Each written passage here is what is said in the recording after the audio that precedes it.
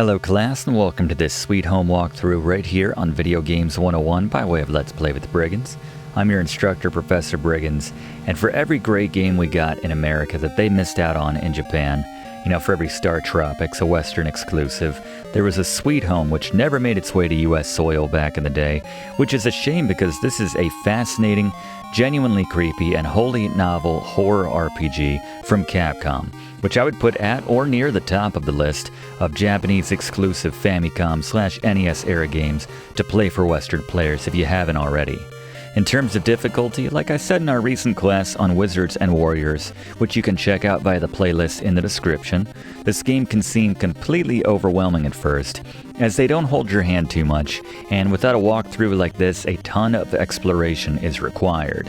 The party control and healing mechanics are also unlike any other game of its time and take some getting used to. This game is built on random encounter battles, and with no way to heal yourself outside of a finite roughly 20 tonics, which are the sole means of restoring HP in this game, if you mismanage your inventory, then you could be in for a lot of frustrating times.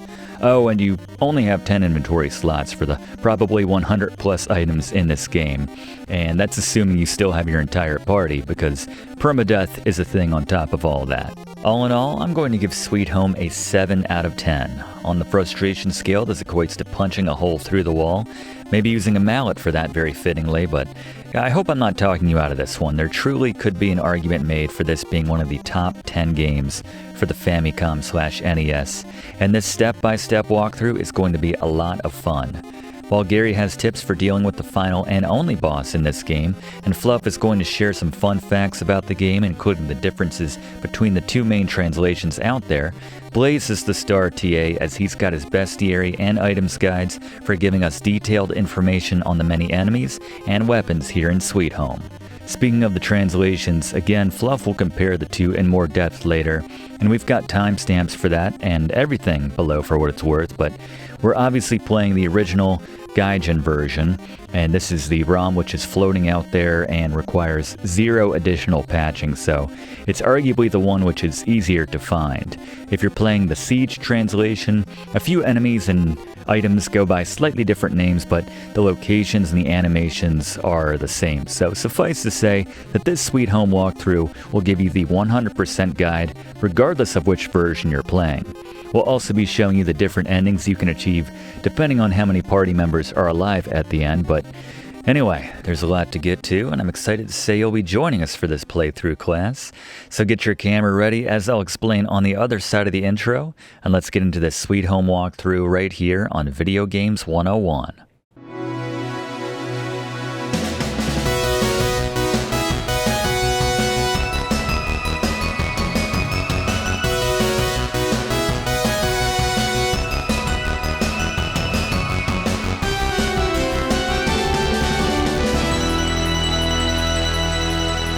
Alright, as we begin a new game, we're going to rename our party. There are 5 party members, so it'll be myself and the 3 TAs, and rounding out the party will be you, class, as our resident cameraman for this playthrough. I think this is the first time you've joined us since our ill-fated Oregon Trail expedition years ago, and you were the sole casualty. Wasn't a good look for us, if I'm honest, but yeah, hopefully you'll forgive us, and we'll try to keep you alive this time. But let's take a look at the controls for Sweet Home here. Very straightforward. We're going to use A for most everything, bringing up the menu, making confirmations on our choices. You can back out of things with B or bring up your HP and stats of your party with B as well. Pause with start, and then move around with that D-pad.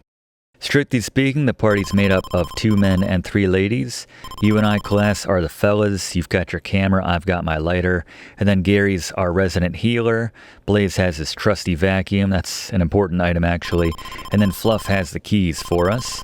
And speaking of which, let's take a look at the Briggs notes for this Sweet Home walkthrough, the keys to beating this game. First, team up and stay close. You can group your 5 party members into teams of up to 3 people. On rare occasions, you'll need to break up the parties to do something, but the majority of the time, there's no reason to not keep everyone in 2 parties. Teams make getting around and using or swapping items much more efficient, and they make battles you get into much safer as well, as you go into battles as a team rather than an individual. You want to keep your teams close to one another, swapping back and forth every several steps to keep them close so they can aid one another in the case of battle in particular. As we get some context here, we're a documentary crew going to a haunted mansion to recover and document the, I guess, missing frescoes of this famous artist. And as soon as we walk in, prep the camera. Somewhere in this mansion is Mamiya's fresco. I'm sure. Ichiro Mamiya. Fresco is used as special, and then that's never good. Door closes right behind us. Fluff is already soiling himself, apparently, or herself. And we are trapped and about to receive a visit from an angry supernatural being, as you do, right on cue. But secondly, use call in battle. This allows you to control a party member or team not involved in the battle for 10 seconds, which works out to roughly 60 steps. If the other party member or team you call reaches and touches you in that 10 seconds, just basically walking into a member of the battle party. They get to join the battle, which is obviously better for defeating enemies faster, but just as importantly, experience gets shared in this case as well. Don't have to split it up. If an enemy gives out 10 experience, everybody gets 10 experience, everyone who was involved in the battle. Third, save early and save off, and you can do that by tapping A and selecting it from the menu. If a party member dies, I recommend reloading. There will be different endings at the end of the game depending on how many people you have alive, and we'll show all that, but obviously this is a game which is most manageable when you've got your full party alive. And lastly, just follow this guide for a relatively efficient route through the mansion while still experiencing everything this game has to offer. So at the start, let's make a couple teams. A lot of this game revolves around taking photographs of, but also sometimes cleaning the fresco paintings which we encounter to get clues. Every character has their own unique item which only they can use, and with regards to cleaning and photographing frescoes, Blaze and the class have a vacuum and camera respectively, so let's team them up together as we switch to the class.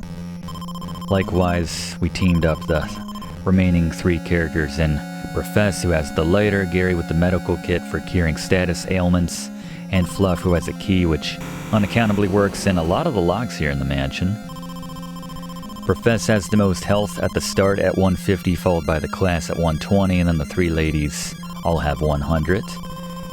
And yeah, now that we got our teams, just go into Blaze's inventory there, and we used his vacuum to clean that debris out of the way, that glass. We're going to take that party into this left door and read this note by selecting Look. This note will explain that we'll learn clues from taking photos of the frescoes. Strictly speaking, it's generally not necessary to complete the game, but I like the animation and the music when you look at the frescoes, and it's a big part of the story of the game, so we'll be doing it. So just walk up to it and then select Look from your menu, and then you have options here. This one doesn't need to be cleaned. It's nice and bright. You can tell the difference from one which needs a nice vacuum job, but just use the camera on it and you get a bit of a clue right there. And we just got our first weapon here in the game, so let's move it into the class's weapon slot, which is always the bottom slot. And Blaze? It's Blaze's best here in Items Guide. Alright, the fruit knife. This gives you a +3, +0. Note that you have 2 attack numbers showing at all times. The first refers to your attack power against physical enemies, whereas the second number refers to your attack power against spirit enemies, like wisps. So a +3, +0 means that the fruit knife won't give you any additional attack bonus for attacking the spirit-based enemies which haunt this mansion. But just to establish moving forward, when I cover a weapon's power, those are the 2 numbers I'm referring to. Thank you, Blaze, as we unlock that right door in the main hall with Fluff's key. And you can always check the attack power of each character by tapping B to bring up their names on the left and then selecting them with A. We're going to use Professor's lighter here, so go into his. You'll see when you're a team you have access to everyone's inventory all at once in that team, which is nice. Avoid these blue lights right here. They will take whatever team member they hit, breaking them up from the team, and then drop them in a specific location The location varies for each blue light in the game, but it's almost always annoying. Every now and then it can be useful, save you some backtracking in some cases, but thankfully I just did that first one for show, or just deposit it right back here. So now we need to go back in and once again re-team up with, in this case, Fluff and Gary. Yeah, you don't want to get into battles all alone like we did right here, but yeah, when you do, you can attack it yourself, or you can run away. We have prey points we can spend. We can use our inventory items with the tool command, or as mentioned in the Briggs notes, we can use the call command. So, Blaze, how about the Wisp? Alright, good to take my vacuum to the old bestiary here in Sweet Home with the first enemy we've encountered here, the Wisp, also known as the Ghost in the other translation. With only 8 HP, Wisps are unsurprisingly amongst the weakest baddies here in Sweet Home and give you 2 XP for defeating them. Rune weapons, like some we'll find in just a moment, will do increased damage against them, and in terms of their moves, they'll shoot fire for some physical damage, or we'll use a move called Flash to give you the curse status effect, basically sapping your prayer points with each step. Thank you very much, Blaze. Yeah, we'll bring in Fluff in a bit to talk about the different status ailments we can receive, but let's team back up now with Gary and Fluff. You can see we used the call command right there. It switched to whoever we were selecting there. If they're part of a team, it'll bring the whole team, obviously, and then you'll just manually move them over to the other group, and if you get there within the 10 seconds / roughly 60 steps, then you can finish that battle with them.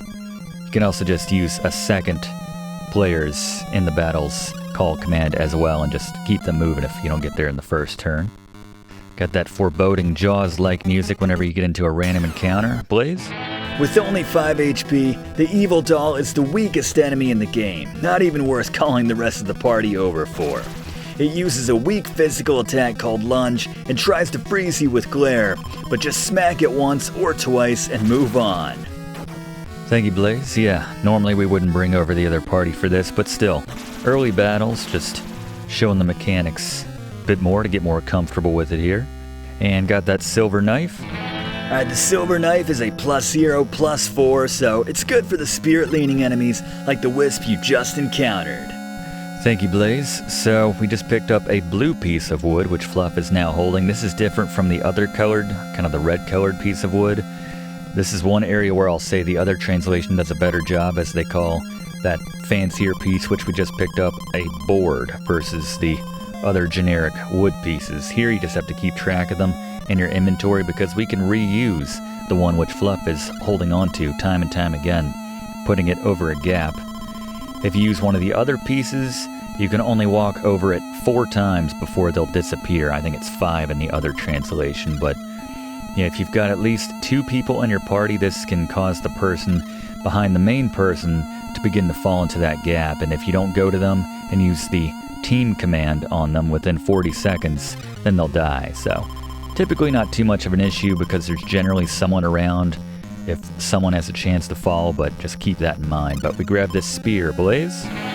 The Oak Spear is a +6, +2, making it the most powerful weapon we've found so far, and the first to offer damage in both physical and spirit categories. Thank you, Blaze. That's a good one. So we picked back up that blue piece of wood as well. Those are reusable versus the other pieces. Another nice detail about them, but yeah, they just cover 1 square essentially. And we could have gone in there and used the waxy candle which we picked up in the first fresco room right there. I think the other team had it in that case actually, Class or Blaze, but yeah, that would create a little bit of a light around us to make that easier, but it's a pretty straightforward room right there. We did everything we needed to do while we were in there for what it's worth. Done it enough times that I just do it in the dark at this point, but just to show you, there's the note and there's the gap, and that's all that was over there. But we all leveled up for the first time, so we're all level 2 right now.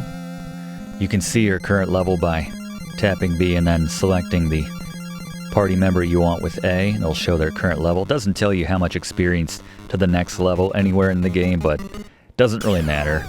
Just fight the enemies. And honestly, there is, I think, only one very small instance in this case where I recommend doing a tiny bit of grinding. But yeah, for the most part, if you just fight the battles as they come up, for the most part, every now and then I might recommend running from one of the more annoying battles, but yeah, generally it's just faster to attack the enemies rather than, and as we use Fluff's Permawood right there once again for that gap, since the whole party needs to cross over. You can talk to this, turns out to be a zombie right here, but they won't attack us. They're just giving us some veiled hints right there that you can use certain tools on certain enemies. Blaze will talk about that. Once we run into those enemies, we can look at this doll. Didn't mean the team right there. And you gotta, that's how you uncouple your team right there. Just use that command. And we got ourselves some sort of axe right here. But Fluff can't equip it, Blaze. The Rune Axe is a nicely balanced +5/+5. The only caveat is that it can only be equipped by the dudes in the party, meaning the Profess and the Class, and it protects against the fear and curse effects. Fair enough, thank you very much, Blaze. Yeah, so again, not worth calling in the other party on the evil dolls for one experience. And it's not worth running from them either, because it takes a lot longer to run with everyone individually one by one, unfortunately. That's how it works in this game. And then it's always just a coin flip as to whether or not you will successfully run away from that enemy when you try using that command, so that's why it's just more efficient, especially on the weaker enemies. Just attack them, get it over with, and move on. Okay, see, we have the prayer option, or the pray option. We can, that's sort of your magic points in this game, as we use the vacuum here to get this broken glass out of the way. Yeah, it's slightly more powerful than your weapon, I mean, depending on what you're wielding, and it's especially good for the spirit-based enemies in this game, but you have a finite number of points. Using a tonic will restore both your health and your prey points, so I could probably stand to use more prey points, just because I never do, for the most part, for what it's worth. Blaze will recommend using them on a couple enemies in particular later on in the game, but yeah, for the most part, physical weapon gets the job done a lot of the time, and you're going to find a lot of weapons here in the mansion. You can't drop anything. You can only ever trade something out, as we talk to the skeleton here. He's alluding to the QuickTime events, which we are about to come upon our first one here. Talk about that once we get here, but let's take a look at this fresco. And this one's dirty. You can tell it's much darker than the first one we saw. The first couple, actually, so let's use our vacuum here. Love this piece of music right here, but now we can successfully take a photo of it here to get the clue it's going to give us.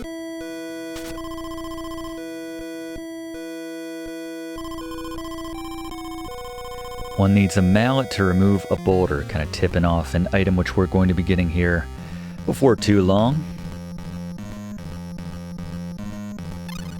And we got upgrade in the silver knife over the fruit knife right there. Marginal. Alright, here's our first QuickTime event. So you can duck, you can jump to the left, the right, or you can use prey points. In my experience, it's completely random. If you just use the duck to the, or jump to the left command every single time, you'll have the same success rate as anything else for the most part. In times when you would think that you would need the duck, like maybe something's coming at your head horizontally versus something falling on top of your head, you need to jump out of the way, it seems to have no bearing whatsoever, so it's fun though. It breaks up the monotony of the battles sometimes. We got some worms, Blaze. Call over your friends and fire up that lighter with the Professor's character on the worms, aka maggots, to earn yourself some very easy XP after a quick battle. Thank you, Blaze. Yeah, +6. Not too shabby. And yeah, that lighter. The tools which we can use against some of these enemies, which again Blaze is going to cover for every single enemy which we encounter here in Sweet Home. Early on in the game, the items will do more damage, I'd say on balance, than our weapons, but later on, once we get some of the best weapons in the game, then there's no need to reach into your inventory at that point. Just use the heavy-hitting weapon, which we have. And this is an oak spear, so I'm going to replace the silver knife with that, just to give ourselves a +6, +2 in that case. And you just subtract the math right there. Subtract the math to figure out what your base numbers would be at that level, your base attack if you didn't have a weapon. But again, you can't drop weapons at this point. You just swap them out once you have your first weapon. And you'll note that we always go in order in terms of how the team is situated. So, since the professor's in charge of that team, he gets to make the first move. And since I used the lighter, that's what happened first. And then the second player, if they called, then we'd get the call in. And then if we attacked with the third party member in the team, they would attack after the second team arrived. So, it makes sense. It's all linear in that sense, but anyway, we're going to skip the first door and the rope beneath us. We're going to unlock this door here with Fluff's key, Fluff's skeleton key, seemingly.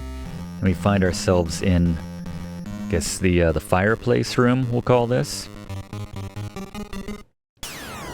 We got ourselves some bats, Blaze.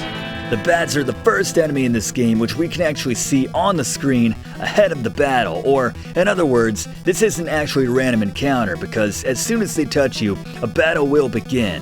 Like every other enemy in this game, the bats attack alone, and despite the appearance of 3 on the screen, they only get 1 move per turn. Obviously being sensitive to light, the bats are weak against the class's camera, as well as a flashlight we'll get later on.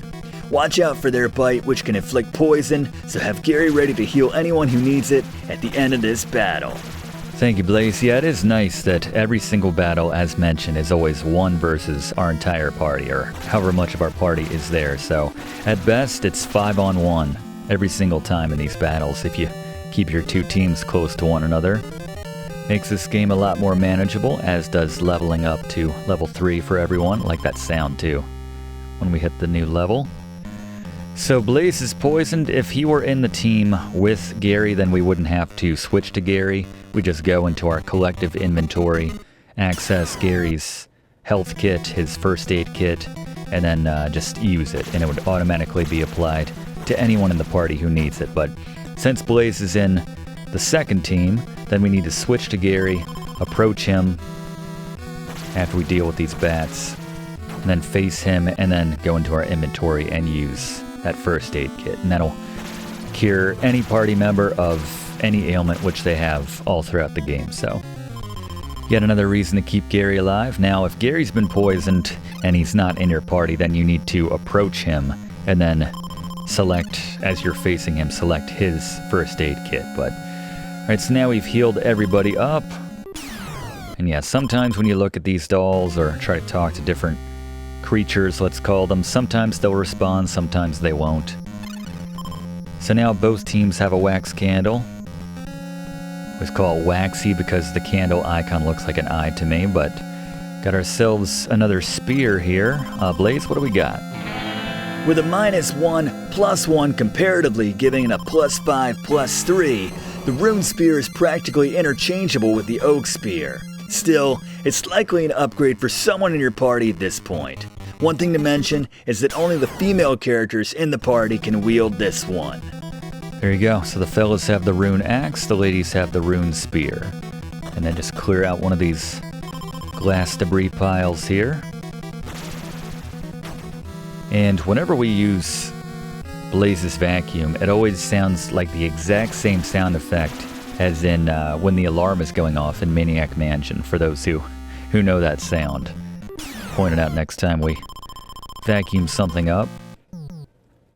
Very creepy though, you have to say. Easily the scariest game on the NES. You know, obviously we're approaching this as adults now, but still genuinely pretty creepy, impressively so for the era, for 1989.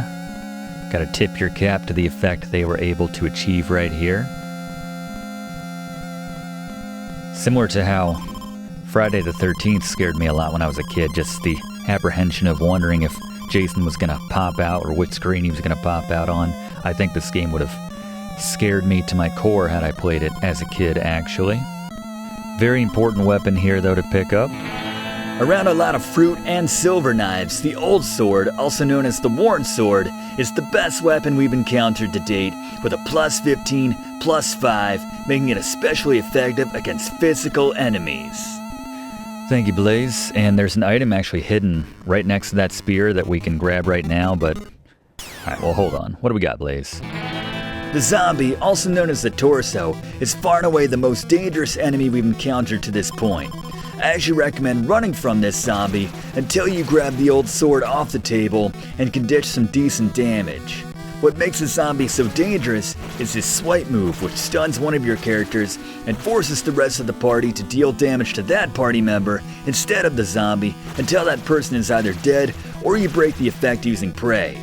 For what it's worth, it doesn't matter how many prey points you spend, it's completely random, so if you want to spend less, go for it. But once you're at level 5, this enemy isn't nearly as dangerous, but for the handful of battles you're still on level 4, or even 3, which you should roughly be on once you get here, these battles can be dangerous, especially before you get that old sword. Thank you, Blaze, and I'm trying to trigger a battle right here because I want to get it out of the way before we cross over that bridge with the Class and Blaze team, and then hopefully come back before we get into another battle since, yeah, we can't bring the whole team over that rickety little piece of wood which we put down there. But new enemy in the skull, Blaze. The skull, also known as the snake in the other translations for obvious reasons, is weak against the professor's later. Like the bats, watch out for its poisonous bite, but decent experience compared to the enemies we've encountered to date.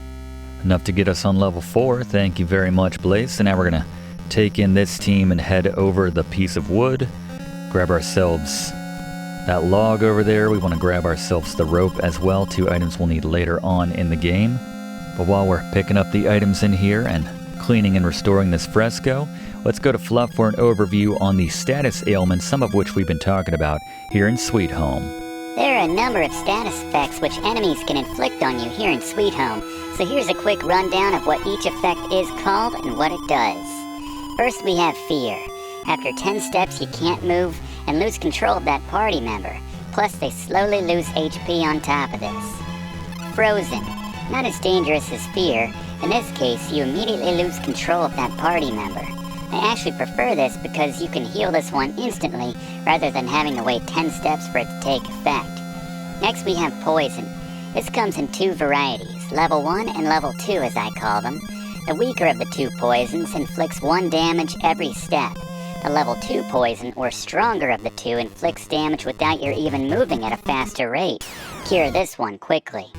Next is Curse, which is basically poison, but for slowly sapping prey points with each step rather than hit points. It's worth curing this one sooner than later to stop the awful screen flashing. Lastly, we have Stun, which is frustrating because it possesses one of your party members in battle, so that all physical damage the rest of the party inflicts goes to that party member rather than the enemy.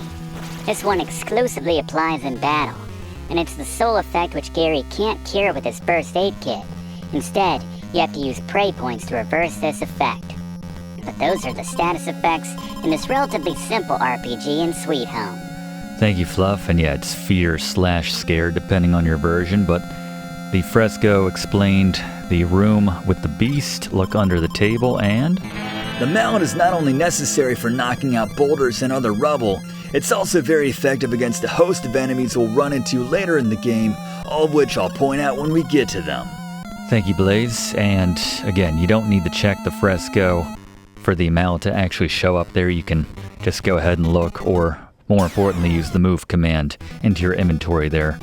Regardless, with or without the hint of the room with the table with the small beast. What if the beast wanders out of that room? Then the tip doesn't apply anymore, but regardless, one of a handful of times in this game where you can, if you stand in the right spot and attempt to move something into your inventory, swap it with something you're already carrying, or move it into an empty space, that you can find something which is not visually on the screen, all of which we'll point out for you. But yeah, the mallet has a number of uses, as Blaze mentioned.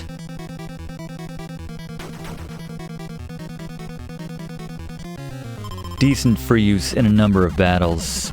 especially until we get some of the more powerful weapons against certain enemies. That mallet, bats not being one of them. I hate when we have that poison effect, when we have that annoying effect more on the screen rather than the health that we're losing. We'll have Gary patch up Blaze once we get out of this, but yeah, that northwest fresco room where we learned about the hint to get ourselves the hidden mallet underneath the table.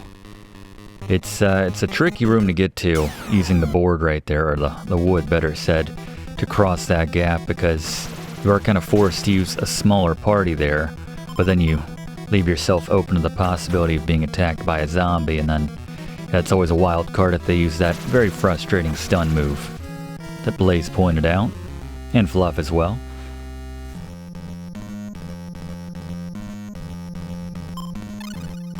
All patched up now. We're going to go across the hall here, and as soon as we take a few steps in this room, there's going to be a bit of a cave-in which we can use our mallet on, but you'll see a number of items here. Blaze?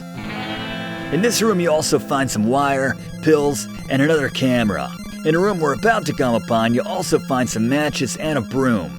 These 5 items are the equivalents of the personal items each character has and can be used in case of their premature demise here in the mansion, at of course the expense of an inventory slot. Yeah, it's not great. Whenever you have to resort to using any of those 5 items, meaning that someone in your party is probably dead, I don't know why you would take one of those around. Maybe if, I don't know, just you find that the med kit is, or the pills equivalent of the med kit is very convenient to have in both parties, but yeah, certainly not worth it, especially when the whole idea is to keep both parties together and conserve those inventory slots. But let's at least chop through to this. There you go, yeah, just mentioning, as Blaze just pointed out, there is a room we'll be coming up to in just a second. The pills look more like a chocolate bar to me, kind of, I don't know. The wrapper at least, but let's at least be able to access this tonic right here. There's gonna be a lot of tonics in this game which we just kind of leave, and the idea is, you know, you can make a mental note or write down where you left some of these tonics to grab them later, but yeah, honestly, you don't need them most of the time. Unless you're just going through your prey points, which we haven't really touched just yet. Certainly in battle. And hang back here at the start, let these spirits go by. Even the larger one, they will both take you somewhere you don't want to go, break up the team. And just cluing us into something Blaze already mentioned with the rune weapons. We won't be using them for too long, actually. We'll be getting upgrades for all the rune weapons very shortly, so it's kind of a shame. But that said, yeah, those status effects aren't too big of a deal. Always keeping the 2 parties together. But yeah, once you go down from 5 party members to 4 party members, you go down from 10 to 8 inventory slots.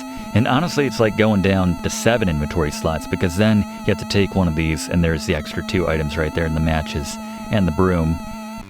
But yeah, all of a sudden you need to replace one of your 8 inventory slots that you now have with one of those items on top of that, because it's rare where there's a stretch in this game where you don't need at least one of, if not all, 5 of those items which the different characters carry with them. I suppose the only thing which you don't really need would be the 2 items would be the camera and the vacuum, honestly. I don't want to, let's say, diminish the roles of either you, the class, or Blaze with those items. I mean, obviously we need you in battle, but yeah, those 2 items not as important for the most part. We don't need to hit those frescoes for the clues, but still, it's part of the game. It's nice to do. It gives a good excuse to group together Blaze and the class for those 2 items working together. Getting the full experience here. But using our wax candle. And we're going to split up here and use a couple pieces of wood, or if you have the blue wood, if you're still carrying that around, use that across these 2 gaps right here. And then swap out the rune axe for The club is extremely powerful for attacking physical enemies, so make sure you've got some party members with spirit-heavy weapons to balance it out. It's a good tip. Thank you very much, Blaze. Yeah, don't be going around with 2 club-type weapons in your Blaze and class party right there. Flashlight Shadow, there's a clue right there. I'm sure Blaze will explain once we pick up that flashlight in just a moment. But yeah, I'd like to split up just one party member so you can pop down there, cross the boards on their own without worrying about them breaking, and then grab that club right there. And quick time event here, let's try going left, as always. Sometimes I like to mix it up, but really no difference. You think ducking, again, underneath a falling chandelier wouldn't be your best course of action, but doesn't seem to matter. It works as well as anything else. Love that, though. Getting all the levels here. I suppose if you did have 2 physical attack heavy weapons in one of your teams, man, this place is poorly maintained. Stuff falling at us from all angles, all directions. I'm gonna go back here and grab the fire extinguisher, actually. Blaze, how about that extinguisher? Unsurprisingly, the fire extinguisher extinguishes fire, something which will be useful when we start to get into some of the first traps in the house shortly. Flames deal 10 damage per roughly every second, so the sooner you can make use of this, the better. Good call. Thank you very much, Blaze. Yeah, just to finish that thought, if you just carry nothing but physical weapons and for some reason you don't have your other team there to back you up, you can always rely on your prey points. Again, haven't had to dip into those quite yet. Probably could be using them, honestly, but yeah, the combat isn't the most difficult part of this game. It's just finding your way around, and yeah, it's a sprawling mansion. There's a lot going on here. There's some of those shadows at the top. We saw some of those back kind of in the main hall area. Let's use Fluff's key on this bottom door here.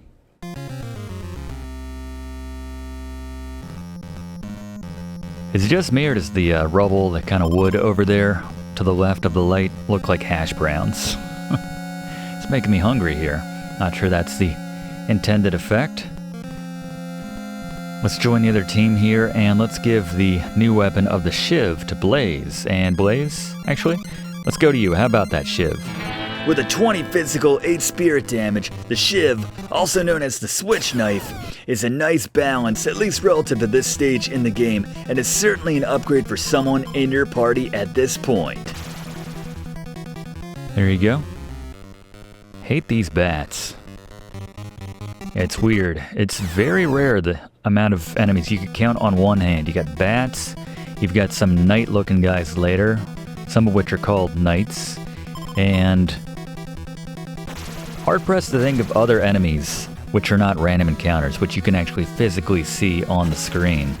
It's pretty rare. In fact, they should have worked more, or maybe better said, less of those into the game. But we've got another fresco in this area here. And then in the next chamber, if you just head up through here, it's not a new room, it's just a connecting area. There's another piece of the blue wood, which we can reuse, so let's swap that out for that lesser single-use wood. It's like a chair falling from... It's just a possessed chair, I suppose, at this point. Even if it does hit you, though, it's never more than about 10 HP's worth of damage, so... It's never that big of a deal. So between saying you can pretty much hit anything you want, and if it does hit you, it's not a big deal, taking all the drama out of these quick time events, but there you go. Decent amount of padding on that chair. I guess that accounts for the only 3 damage which we took. Alright, so if only we had a bridge. So we're going to use the wood here, and if you're quick enough, you can grab the flashlight, if you're facing the right direction. You can pick up the same wood, even though it looks the same color as the lesser wood here in a second. I'm going to try to get this battle out of the way so that I can be relatively certain we're not going to be bothered. Plus, we can go ahead and burn a tonic in the process as well, just to free up another inventory slot so we can grab that flashlight. You can see if you're just trying to burn a turn though without doing any damage, which is a good way to get your other team or ensure that your other team can catch up to you, just go ahead and you can use the vacuum, you can use Fluff's key, you can use the fire extinguisher, just any items that you know have no bearing on the battle, don't do any damage. And that's a good way to just burn a turn and, you know, in our case, collect everyone together so that we could use our tonic and have it affect the entire party all at once. That's the only way to get that done. So if you're fast enough here, note how we do this, as there's a boulder Indiana Jones style that's going to chase us as soon as we pick up this flashlight over here. So we're going to grab the F light. There's just a little bit of a stutter there before the boulder starts moving. We're going to pick up the wood, move to the other side. Note how we bring in the party right there and just get out of the way. And the boulder falls off, spares us from taking any damage. But how about that flashlight? Alright, this one is teased in a note, but the flashlight is used to destroy the trippy purple stuff that is the shadows. I mentioned this earlier, but you can also use it against light-sensitive baddies like the bats, even though it's completely redundant now with the weapons we've just gotten. Yeah, that's what I'm saying. Thank you, Blaze. Yeah, the special items become redundant as weapons very quickly as we upgrade our actual base weaponry here in this game. Crossing over here. We're going to be using that flashlight in that next room. I think we pointed out those shadows a second ago, but we're going to hang on to that wood for just a little bit. Might come in handy. Always a good rule of thumb to carry at least one, if not two tonics. You can probably get by with one for most of the game. One in your inventory at all times, I should say, but yeah, I admit I'm too precious when it comes to the tonics and hanging on to them unnecessarily sometimes. Takashi, go quickly. The generator is East Garden. Yep, we're coming up on the generator, which will be nice as we won't need to hold candles anymore once we get that turned on. As I guess we find the note on that corpse, that skeleton. Is that the idea there? The way that they come on the screen just makes it seem like they're talking to us.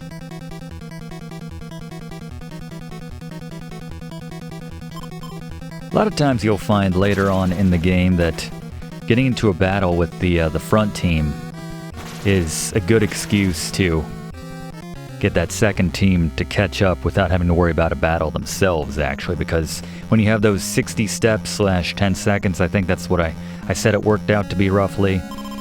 Then there's use the flashlight on the shadows right here, and we have two routes we can take here. We can just cut right without going up the stairs, or we can go up the stairs and go to the right. Doesn't make much of a difference.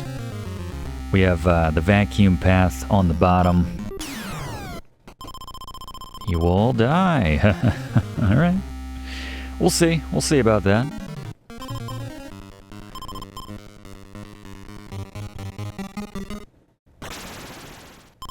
No such luck. 5 damage that time.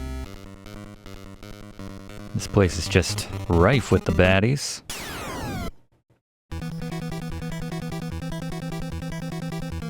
Get into a new section here in a second. Find some new baddies. Nice lightning effect too, if I'm honest. You can use your items. That's pretty much the only thing which you can do while you're trying to catch up to your teammate. In this game's case, is access your inventory if you need to use a tonic for whatever reason ahead of getting over to your battle, even though that kind of defeats the purpose of joining the other team. But you can also grab an item if you need sometimes, sometimes swap out a weapon as that timer's ticking down to get to the battle. But after you clear out the rubble / glass here with Blaze, use the key on this door. And now we've accessed kind of the east wing of the house. And there's the garden through the windows here. And don't need to come in here yet, but just, I think it's a cool effect right here. And yeah, they're making me regret this. Now we gotta double back outside here, but Grave, Blaze. Grave, also known as Risen, has a variety of moves, unfortunately one of which includes the move the zombies use in Swipe, which can stun a character and have them take damage instead of the enemy until you successfully break it with Prey.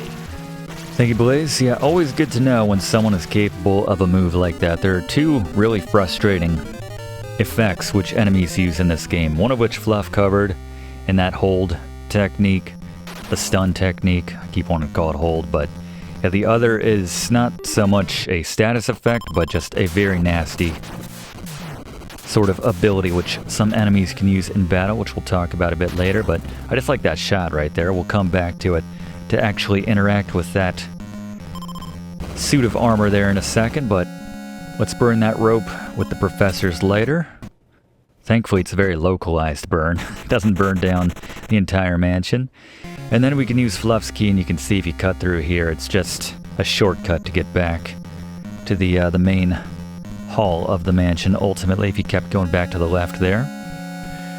But take a couple steps out here, and then split up with your lead character right here.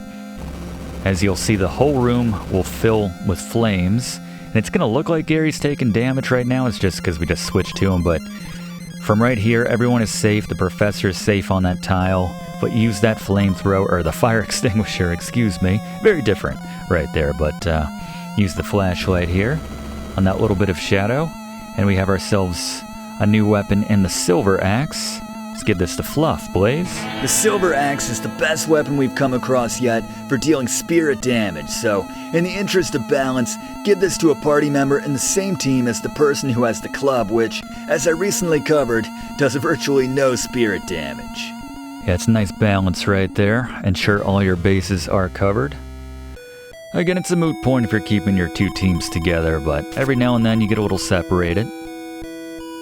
But now let's bring in that Blaze and Class team right there and take a picture of the fresco to learn about how we might use a certain item in a certain location here in a second. And new enemy here, the Hound, Blaze. Also known as the Mad Dog, the Hound has a decent damage attack and swing, as well as a more powerful poison from its bite, which will cause you to lose more HP faster, whether you're moving or not. So make sure Gary's standing by with the remedy should someone become poisoned during one of these encounters. The good news is, we can use the recently acquired mallet to deal significant damage, as this is one of the roughly half a dozen enemies in this game who are weak to being smashed by a mallet at full force. You know, when I put it like that, I'm surprised more enemies aren't weak against that. It's a good point. I certainly would be. Smashed me with the mallet. I think I would take weakness damage there. So now let's move up here, and once again we're going to split up the party, grabbing the second flamethrower. You'll find they are, I did it again, didn't I? Fire extinguisher. They are single-use items, so... But I'm here to tell you there's pretty much the same number of fire extinguishers as there are flame traps in this game, give or take, so there's never any reason to hold on to the fire extinguisher for longer than you need to. Typically when there's one around, then you know there's a fire trap pretty close by.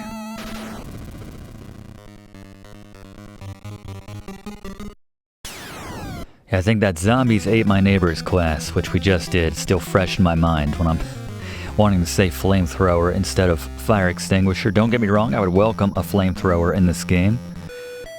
But spoiler alert, it's not going to happen. But let's vacuum off this fresco in here and see if we can get another clue as to what we're meant to do here.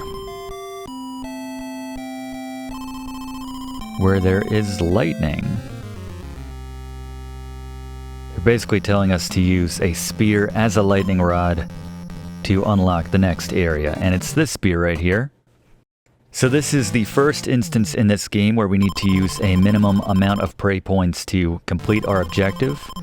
In this case, to draw the spear from this suit of armor, we need to spend at least 7 prey points. So you'll see your max there on the bar on the right side there. I recommend always aiming for, you can kind of do the math as to guess Alright, a third of that bar would have been 7 points. I recommend, since it moves so quickly, in the interest of not wasting prey points, because if you hit 6, then it's not like you can do 1 the next time and still pull it out.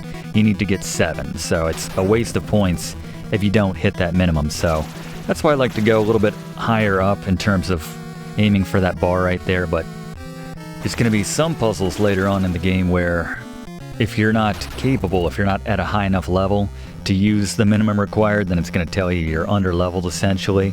Probably won't be an issue for us until very late in the game.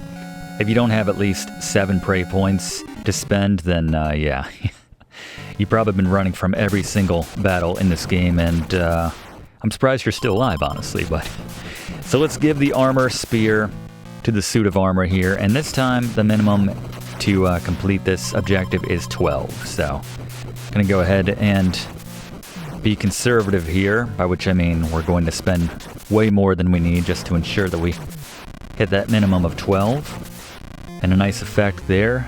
Spear acts as a lightning rod, comes through the window and creates a passage for us. For what it's worth, the armor spear cannot be used as a weapon. That's why we were able to put it in the inventory slot, and we would not be able to put it in the weapon slot at the bottom. Just like conversely, we can't put weapons in those middle 2 inventory slots. So you can't carry an extra weapon for maybe a party member which you're running to go meet at that time. Apologies for the flashing right there. Coming over with Gary to gear up the class. And now we have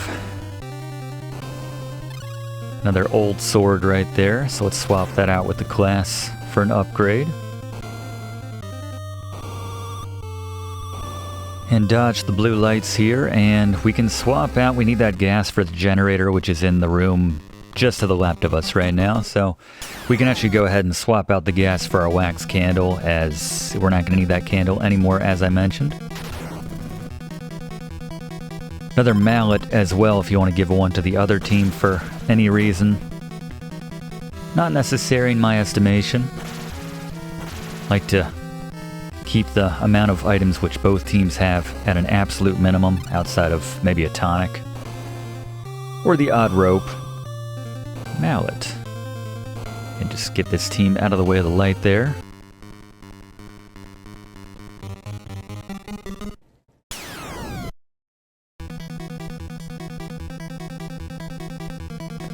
The room with the generator, which I pointed out is just to the left here behind that wall. It's in pitch black darkness, but thankfully we don't need any lights on to successfully pour gasoline into a generator.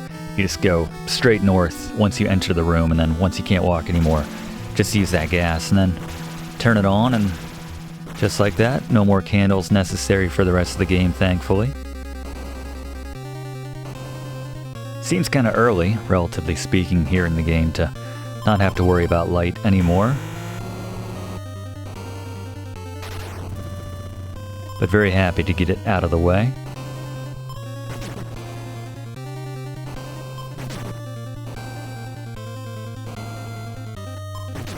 Mallet our way through here, and then we have the option to vacuum if you go left, or use our lighter if you go to the right. Don't have to use both, but I guess the idea being whichever team that you have sent in this way. So it's kind of set up as if you're trying to break up the teams and maybe explore the mansion maybe a bit more, even though that's kind of a bad idea, as we've well covered by now, but nonetheless, giving you a couple options to access the generator room after you, of course, have that mallet to knock out those boulders blocking the way.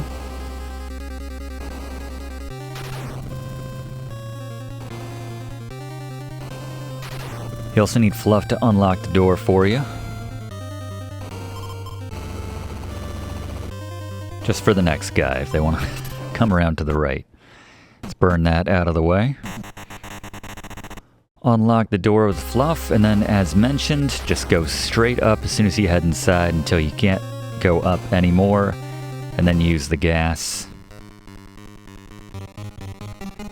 Or get into a battle with the grave. as the case may be. Just vomiting all over the ground. The animations are a lot of the fun of this game.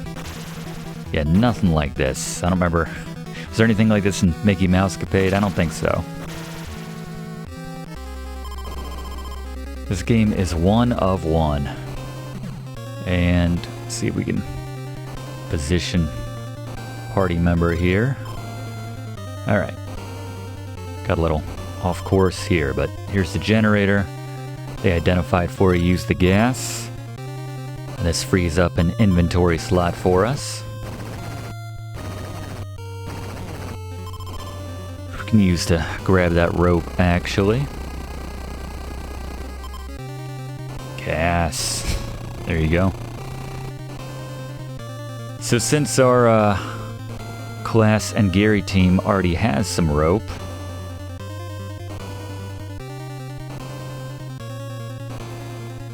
let's give this to Gary. We can come up here and then make sure both teams have a tonic and a rope. I don't know if is that just a knife coming down at us? Anyway, I think that would do a bit more than 3 to 5 damage. Alright, so both teams have a rope, both teams have tonics at this point. Strictly speaking, both teams don't need to have a rope, but to get across a little chasm, which we're going to be coming upon in just a moment. But yeah, if you only have one rope between the two teams, then you can still get across. It's more of a hassle of switching between team members. It's kind of like the old the riddle about the farmer and the wolf and the goat and the cabbage. Does anyone know at all what I'm talking about here? The idea being that the farmer has a goat, a wolf, and a cabbage. Not sure why he has a wolf and a goat, and he can only put one in the boat at a time to carry it across the river, and he can't leave the wolf and the goat on one side of the river because the wolf will eat the goat. He can't leave the goat and the cabbage on one side of the river unattended because the goat will eat the cabbage. So yeah, it's just working out the word problem of figuring out how to get across the river with all three things being intact once you get to the other side. But there you go. I won't ruin that for anyone. If you want to leave the solution in the comments, and it's the honor system, don't look it up. Bonus points this week, class. That's to finish that thought. You'll get some extra credit there. In addition to our extra credit stream if you've been tuning into that. But now we're going to take that shortcut which we unlocked at the bottom of that little lightning hall there. And make our way ultimately back to, and now we gotta pray to get Fluff released here, just trying to use the minimum. As I think Blaze mentioned. There you go. Save Fluff with what? 0 prey or 2 prey points used, something like that. Bare minimum works as well as anything else. Unlike specific instances like earlier where there was a finite amount of prey points which you needed to spend to free up that spear and subsequently use that spear to attract the lightning in that one area. And just sometimes you want to just move around with that team in front because one of the more annoying things in this game is making some good progress with the front team, switching to the back team, and then immediately getting into a battle. So, and I always forget to do this, but just kind of push the action with the front team rather than, trying to bounce back and forth. I think that works probably more efficiently, but I just can't help myself. I like to bounce back and forth between the two teams whenever possible, just to keep them as close as possible. Never know when someone might get poisoned or something, I guess, in rare instances. Doesn't really make sense what I'm saying right now, but just trying to defend my style of play here. But yeah, you always hate to have to backtrack with that up front team. Sometimes it's just more efficient to run, especially when the enemies at this stage in the game, I'm happy to say, aren't worth it. We're actually going to be doing our first and only bit of grinding, which I recommend in this game, here in just a second. This should be the only time in the entire game in which we need to do any grinding, and this is as good a time to do it as any, actually, for this upcoming area, as we'll use Fluff's key in this north door here. Might recall this. We won't be able to open the right door until very late in the game. You'll see where that connects, actually.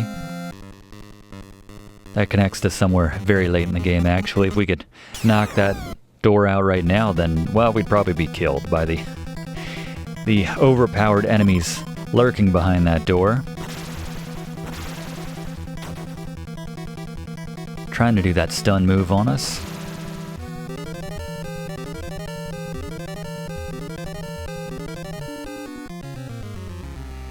So level 7 at this point. I think I'm going to aim for about level 10, and the enemies to fight to level up are beyond this door here.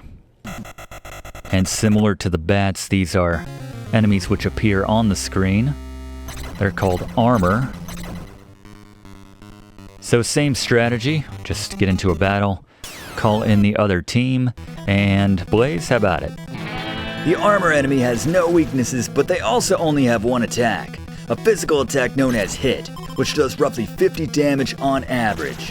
The strategy is just get the second team to join you as quickly as possible, ideally not using whoever has the club, which will put up the most damage to those enemies at this stage in the game. And once you get that full party together, just go to town and earn that 42 experience for everyone. Honestly, if you've been following along, aka you're hearing my voice right now, you probably have a few tonics stored up. Plus there's one more in this room, so it's not the worst idea to get the party together and take out both armors in this room, exit out with everyone, then re-enter a couple few times to earn yourself a couple few easy levels. Just keep an eye on everyone's health and use 1 or maybe 2 tonics to keep everyone maxed out. Thank you, Blaze. Yeah, we have access to a number of tonics. We have the one back in that tool room, which is just to the south of here, which we left. There's one to the right, which Blaze pointed out. And there's plenty more ahead of us, and we've probably got 1 or 2 on us right now as well. So yeah, I'm going to aim for level 10, actually. So let's just cut ahead. Alright, so now everyone is leveled up to level 10. That was, what, 3 levels? That literally took about 10 minutes, maybe 15 at most. Just running the cycle, as Blaze mentioned. Taking out both armors with both teams every time, exiting out. And went through, I think, maybe 1 tonic all total. And we're in good health at the end of all that. Just, as he mentioned, they do about 50 damage on average with those stronger attacks. Or their only attack when they do land. That's about the damage they do. A silent cat. Didn't sound silent, but also looked kind of more like a rat, honestly. But let's use our rope right here. And as mentioned with the farmer, the farmer and the wolf and the goat and cabbage problem, if you just have 1 rope here, then yeah, just have that person with the rope take across the max number of people, the 2 extra people, and then D-team from them, decouple from that team, go back to the other side, and then team up with the remaining 2 people, and then take them across as well. In the interest of just a bit more efficiency and not really needing all the items right now, we are not worrying about that. Just have the 2 ropes. Get across a bit more efficiently there. So this area, they'll point out when you walk on this stuff that it's sticky. Floor is sticky, ew. So every 4 steps you take, you will get stuck. Technically it's the 5th step, which will trap you. There's an item called the boots, which will offset this effect, and you can apply it to your entire team. And who do we got here? Man. Alright, Blaze, Man? Like Zombie and Grave before him, Man has been blessed with the confounding stun ability, this time disguised in the form of attack. As usual, use prey if and when it hits, but otherwise, there's no obvious weakness, but if you grind it to roughly level 10 like we recommended, you'll have zero issue dismantling Man. I don't know why that gets me, man. I guess it's obvious, but... Alright, so yeah, thankfully this room is set up in such a way that you don't need to spend more than 4 steps before you get to the next area. Like, you can hug this wall right here to get up and around, only taking 4 steps in the kind of sticky stuff right here. But yeah, there's some decent loot to be grabbed here in this room. So we're going to cross over, and who we got this time? Wall? Not paying out the same experience for similar enemies around here. If you run into Wall, know that it's weak against the Mallet, and it attacks with the Fear status effect, meaning it'll stun your party member given enough time before Gary uses the remedy on them. Other than that, pretty straightforward. Thank you, Blaze. Fair enough. Yeah, we grabbed the pick over there on the left. That will be useful later on for getting our footing in water and ice. Certain areas where we would normally just slide to the bottom or the side of the screen, so good to have one of those on hand, although I don't think we're going to be using it for a little bit, so theoretically you could leave one here, but I'm just going to carry it along. If you want to just kind of mirror the inventory which we've got step for step, that's not a bad strategy as well, honestly.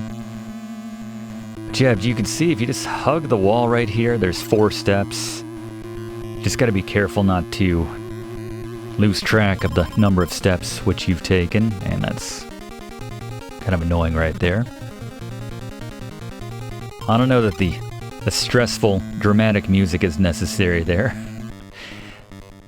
Annoyingly, it does break up your party, and I always forget that, or your team, better said. I always forget that. Man!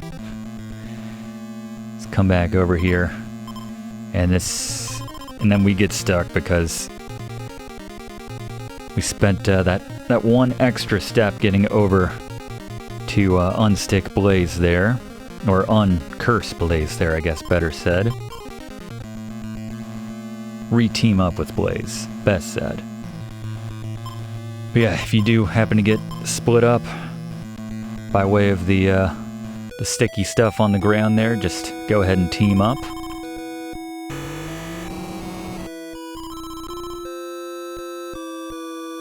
Let's see what we got on this one.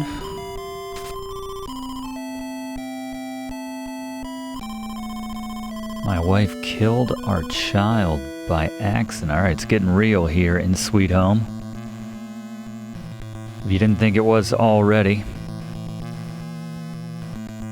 And just carefully making our way up here to grab what is a very nice weapon.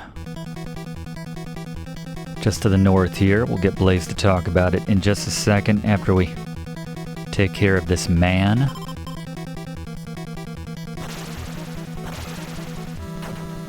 It's very creepy when he turns around. Oof. Two-Face there. Down he goes. Alright, so let's give this new weapon. Let's give it to, let's swap it out for the club, get a better balance here. Blaze, how about the longsword? Alright, the longsword, also known as the orange sword in the other translation. Part of why we gave up on it, but anyways, one thing which is consistent in all languages is the damage this weapon delivers. 55-25 is universal, so let this blade do the talking for you and pop this on whoever your non-caller is immediately. Yeah, it doesn't matter what language you speak, everyone understands that kind of damage, or they certainly will after they receive some of it. Alright, so we'll come back to that area a little bit later. There's the diary on the table. We need a special key to unlock the diary and read it. So for now we press on and burn through the rope and head outside to the veranda.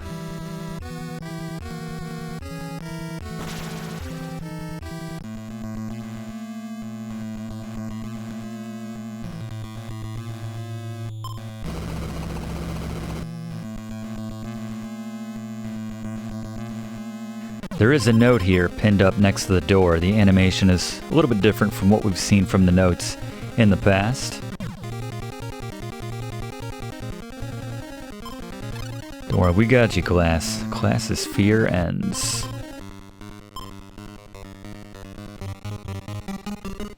I've tried reacting faster and slower. Again, just no difference. Can walk on sticky floors with boots, I mentioned that. There's another pickaxe for you. We'll stick with one. Don't need him that urgently. Whoa. Whoever you're controlling will always say that. Just taking in the view out here. Residing Evil. Does that sound familiar, class? The House of Residing Evil. Is there another way to say that? In the other translation, it does say Resident Evil, I believe. A bit more on the nose. Again, Fluff will talk about that a little bit later. If you keep saying, when's he going to talk about the Resident Evil connection? Well, it's going to come up.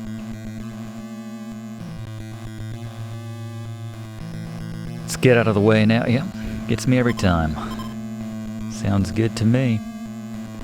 I like Professor always plays it cool. Everyone has their well-defined kind of personalities, just which come through even when you team up or decoupled teams, break up the teams. Professor, he's just very chill. All right, that's fine, sure.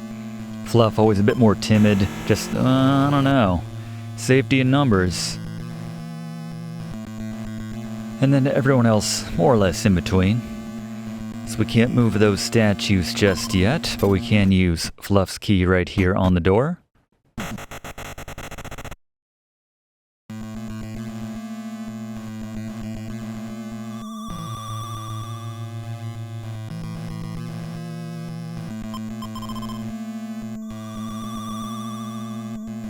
Mind the lights once again and use our key in this north door here. You can go to the right, but they essentially lead to the same area.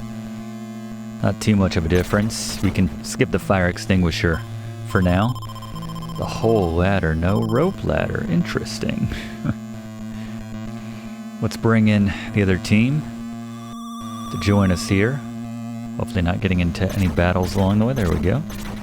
And now moving over here, and you can see some armors and hear some armors down the stairs there. No new crops of enemies just yet. Come on over here to find ourselves the Soul Sword. With the same physical damage as the old sword and 31 more damage on the spirit side, the Soul Sword, also known as the Einy Tiny Sword, is a straight up upgrade over the old sword. There you go.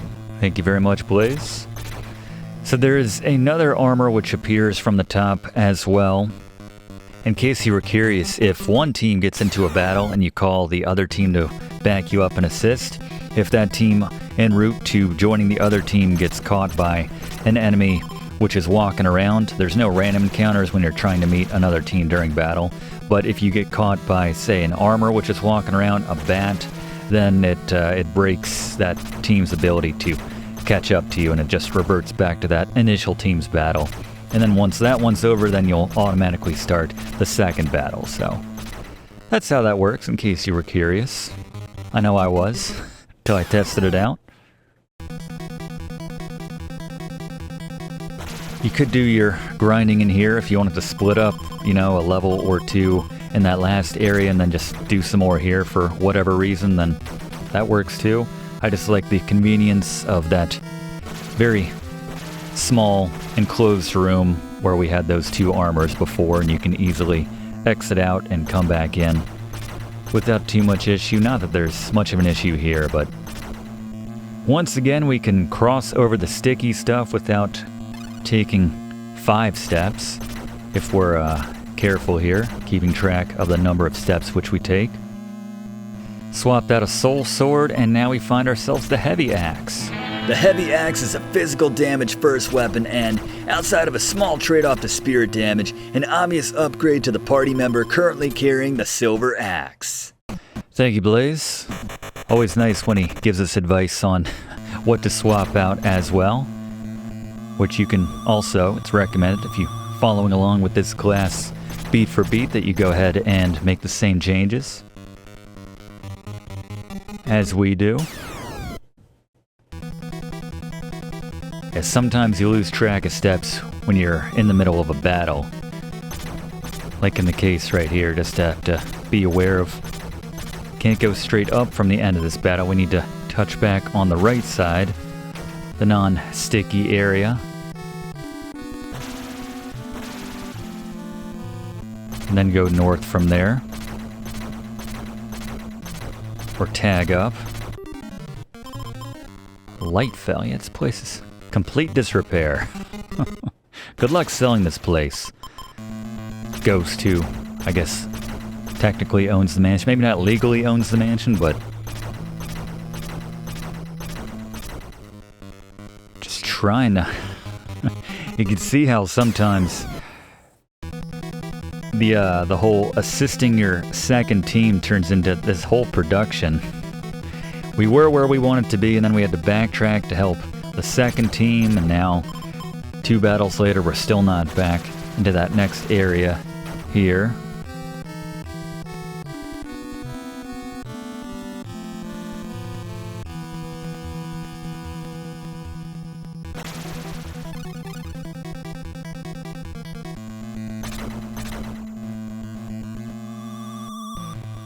There's the boots though, as we grab these and then quickly sidestep the blue light. That is an oak spear, I want to say, or a rune spear. Either way, it's of no use to us at this stage in the game. It is kind of weird sometimes they will try to throw you for a loop. Yeah, it's a rune spear right there. Note the tonic on the table should you need one. After we take out this armor, gonna head south and use Fluff's key just to access a little way through, where we can finally grab ourselves the rope ladder we've been hearing about. And we saw the obvious place to use it right outside of that room with the diary.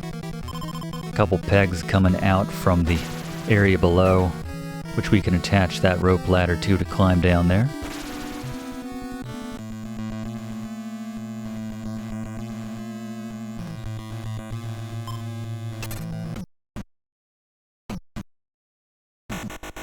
Love that animation every time, the music cutting out, just adding to the overall feel of apprehension, dread, what might be behind that door. In this case, just nice rope ladder, and we are gonna leave our wax candle behind there. Just been needlessly carrying that around since we have power now, as mentioned, but Bane. Bane has 2 basic damage attacks in Shoot Fire and Flash. No discernible weakness or status attacks, but he's got a slightly better HP to XP ratio than the armor enemies we were just grinding on earlier, so just take it to him and with a full party, cut it down. Thank you, Blaze. Yeah, spirit weapons on Bane there. Love it when they just do a sprite swap, or the color swap in that case, on certain enemies, the old RPG standard. Need more enemies? Just change up their color palette slightly. Wisp turns into a Bane very quickly when you do that, but let's use the boots now, and now we can step in the sticky stuff all we want. Not necessary here, but there will be a point later on where there's a long corridor of sticky stuff we have to walk through, so the boots are quite necessary for getting through there. So now we're going to backtrack to where we can use that rope ladder outside of the diary room. And on the way, I'm going to swap out my rope, or one of my ropes, for that fire extinguisher. And while we're backtracking, let's bring in Fluff now. We teased this earlier, but Fluff, how about you tell us about the differences between the 2 most popular translations for Sweet Home? There are 2 main translations for this game. The first is the original and much more ubiquitous Gaijin Productions / Suicidal Translations version, which is almost certainly the version which you'll get should you find a ROM of this game. The other notable translation is the 2017 released version from the Siege and JMN, which you'll likely have to patch yourself. This version features an easier to read font compared to the former's more Castlevania 2 inspired font and a slightly different title screen look. According to the creators of this patch, the translation is meant to be more accurate to the original source material and channels the film much more closely. For those unfamiliar with it, early lines like the class saying, "Hey sexy, are you okay?" and my character's subsequent shouting out of, "Daddy, I'm scared," will seem very out of place, not to mention a bit embarrassing for me, I'm not gonna lie. After reading a bit about the film, these lines make sense when you learn that my character is meant to be the professor's daughter, and the class is a womanizer with a thing for Blaze's character.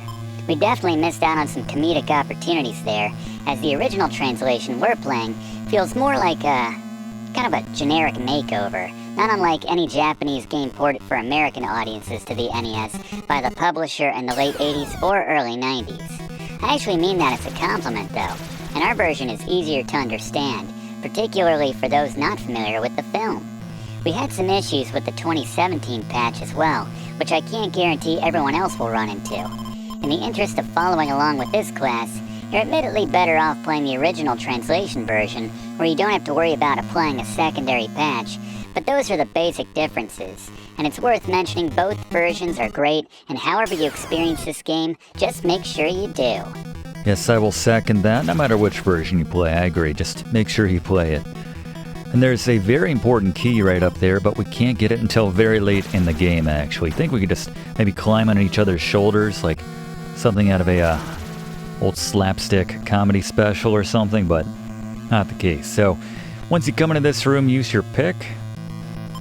And very quickly, since this water is doing damage to us, come over here and push that statue to stop the water. And then once the water has been stopped, you can come in with your team, which has the mallet, and use the mallet on the statue here. And not necessary, there's no items or anything back here, but no body and memorial must have been dug up. So foolish. We'll discover what that means a little bit later on, but let's journey back now. Vacuum this out of the way. And bring back in the other team. That water was doing 10 damage per second before we stopped the current by moving that statue for what it's worth. Pick just allowed us to actually move through the water, as otherwise it would push you back, the force of it. If you come in from the top, you can actually, I think, push down and make your way to that little area. But, you know, since we got the pick, and we'll need it later as well in an icier situation. Use Fluff's key to access this room, and we can swap out, give the boots to the other team here, so we can both cross over. Swap it out for, let's say the rope for now. There's plenty of rope hanging around.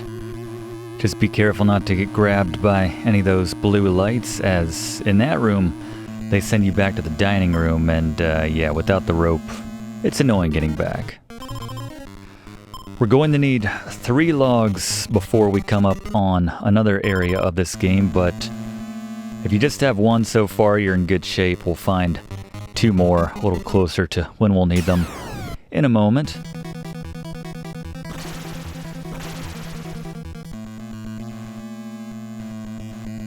Vacuum this up with Blaze, and we have a bit of a strange enemy on the other side of this, and you can see one over there behind the glass. Don't need to access most of these mirrors, but yeah, when you walk by one, you'll automatically get pulled into a battle. It's like seeing your reflection here, basically. But here we are, tips on the mirror. Blaze? As you could probably guess, the mirror doesn't handle getting smashed by a mallet too well. You can use it in battle even though your weapons are definitely going to be more powerful at this point, but I mostly mean after defeating it. Give it a smack with the mallet to put it out of commission permanently. Thank you, Blaze. And when you walk into this room, you'll see it begin to flood. The water deals damage to you. But there's also a tonic here, and I think we're due to probably burn a tonic, actually. Let's give this heavy axe to Blaze to replace his silver axe. And another mallet, should you need it, for what it's worth. See, let's take care of this fresco first. A little dirty. Let's clean it up first, as usual. So it would have been nice if there would have been just maybe one more animation on these frescoes. It's just the same one every single time. Maybe just a small variety you could cycle through, 4 or 5 of them, but still. Nice break up in the action, but just looking for a fight now so we can team everybody up in the battle and make use of a tonic. It's always when you want a battle, isn't it? But you can't get one. Let's speed this up for a second here, because how long is this gonna take? Yeah, this is unprecedented. Why can't we get this break when we're trying to make some actual progress in the game here? Wow, I was starting to think we were in a safe area, even though we've already fought some enemies, but the Maniac? The Maniac is a slightly more powerful version of the armor you recently fought. Just go for physical attacks and be ready to heal up if he hits you with his curse-inducing ooze pus attack. Thank you, Blaze. So in this case, just gonna use some random items here just so we can make sure we actually get our tonic in. Because who knows when we'll get our next battle in at this point, given how long it took for us to get this one. Alright, so we're all topped off with our health now, so we can go back in and grab that tonic.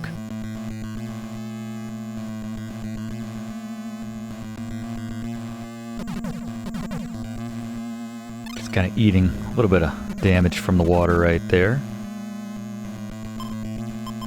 Behind a mirror, a hidden room. Alright, that's good advice. Let's test that.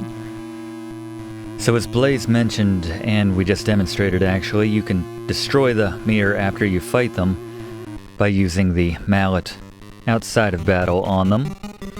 And most of the time there's no point in doing that if you're not frequenting that area, but in this case we're going to do it because this particular mirror has a hidden door behind it. So let's use it. Smash it open. And get everyone in a tight formation here.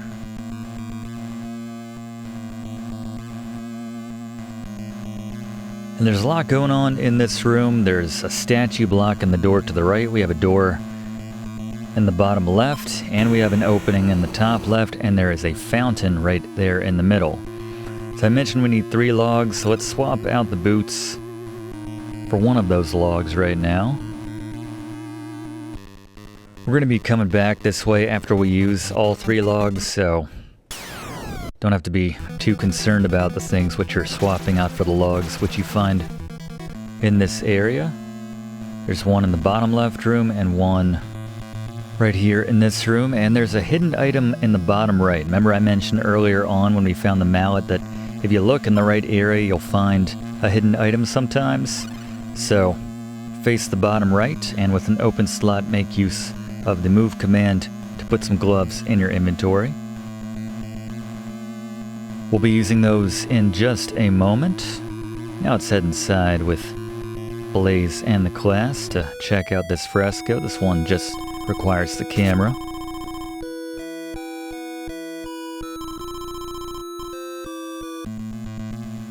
Blood will melt aged bronze. That's an important tip, which we'll discover the importance of in just a moment. Kind of a dark moment here in a second, actually, if I can tease something.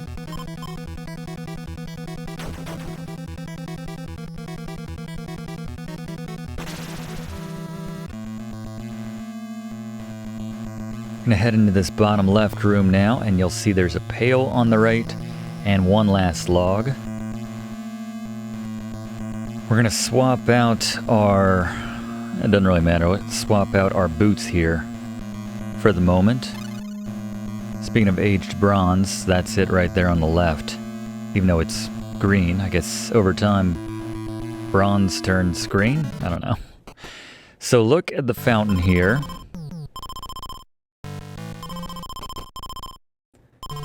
Look at it a couple times, it'll prompt you to drink, say yes, and then, oh my goodness, A voice booms, "Fools, you drank the blood of my victims." Well, that's not what we wanted. Just wanted a refreshing thirst quencher. Looked like fruit punch, but it's blood. So use the pail as you look at it the second time, and now all of the what you thought was water turns out to be victim blood. That old chestnut.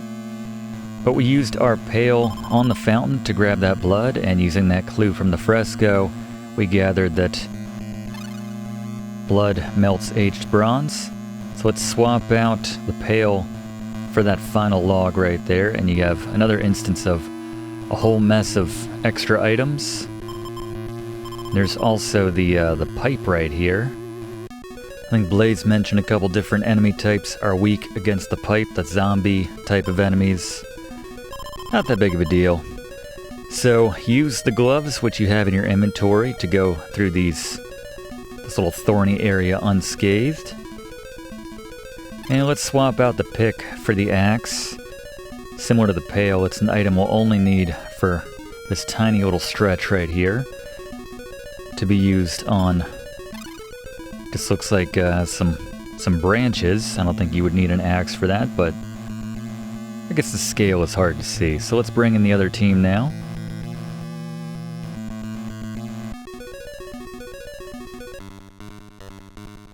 We'll need their logs to get across this area.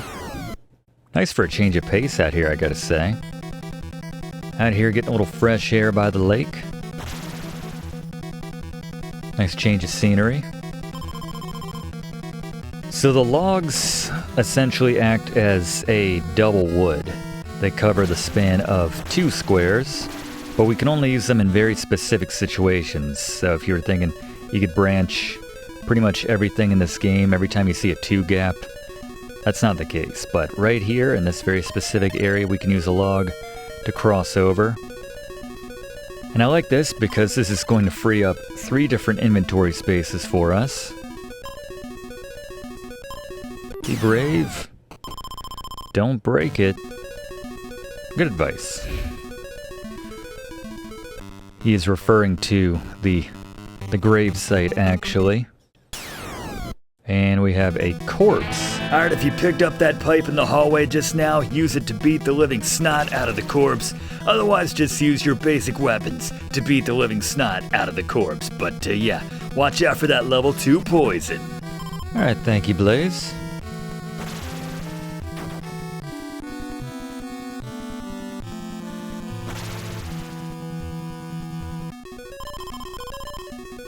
Gary the Cursed. Kind of a cool name. So again, if Gary's the one who's been cursed, you need to face him and then use his kit right there. So now we're going to use a log facing up that way. And since we don't have the glove on this team, we're going to take a little bit of damage here in the thorny area.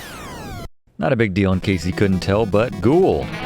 The ghouls boast way more HP than anyone we've encountered yet, but assuming you're around level 11 by now and haven't missed any of the latest weapons, your party of 5 shouldn't have any trouble cutting this one down. Just be glad it's not the stronger variety we'll encounter later on in the game.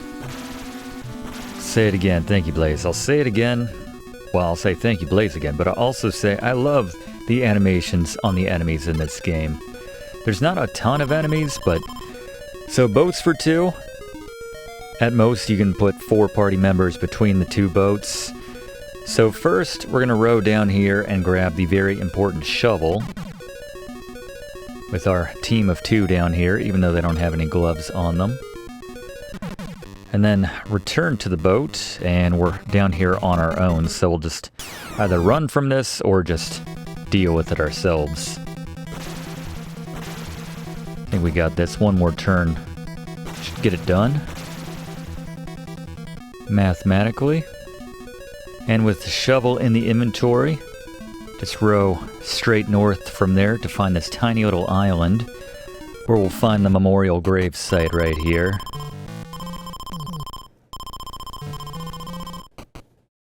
Yeah, as we were tipped off to, the baby has been moved.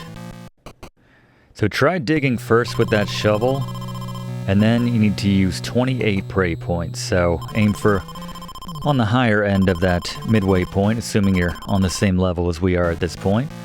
After you dig it up, look inside a couple times to find the basement low key.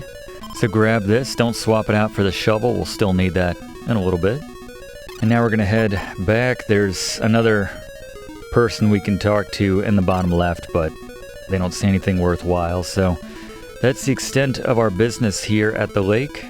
There is a tiny little dock area where you can disembark right by the start. And now just backtrack with that second team, who were basically just tagging along to lay one of the logs down right there and just provide some backup.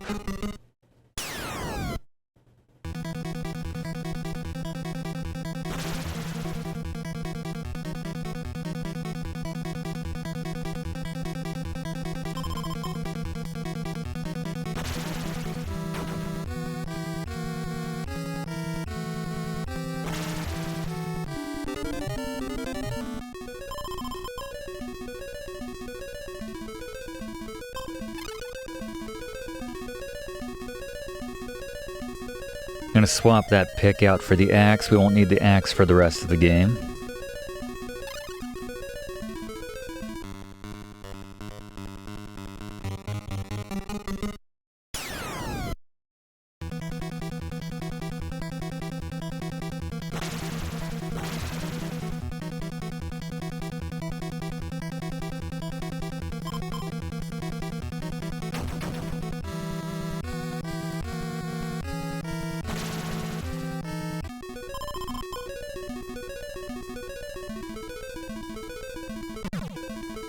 We're gonna head back inside now and swap out some inventory items. Actually, the first thing which we do as soon as we head inside with the character which has the low key, which is why I'm sending in the team which doesn't have it first, there's going to be a story point once the person with the low key walks in, so we're going to go as far as we can with the team which doesn't have the low key, which is right here.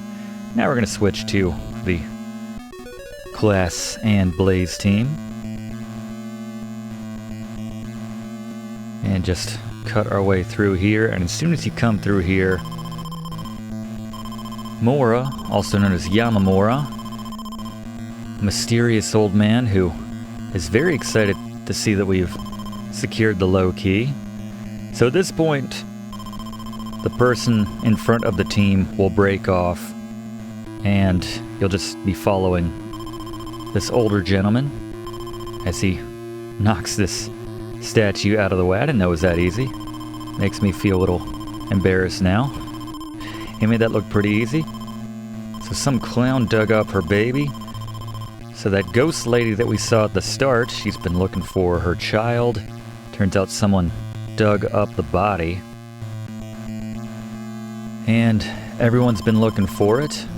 Apparently there's an everyone. I thought we were the only ones here in this mansion, aside from all the creepy monsters and all that. Dead end? Hurrah, alright. Can we maybe swap out one of our party members for Yamamura? Or better yet, have 2 3-person teams? Entrance is around here somewhere. Wow! Oh my goodness. You alright, Mr. Yamamura? Forget me the basement. Alright, so someone just came out of nowhere and stapled that kind older gentleman to the wall right there. In case you weren't sure, this mansion is dangerous. I mean, what gave it away? Maybe the maniac, the blade-wielding maniac with the skin condition popping out. Looks a little angry. So now we're going to take this opportunity to use multiple party members to call the class over. And remember, during this time, no random encounters attacking the class, so this buys us plenty of time between the 2 turns which we use to call the class to get him back and get the party reformed right here.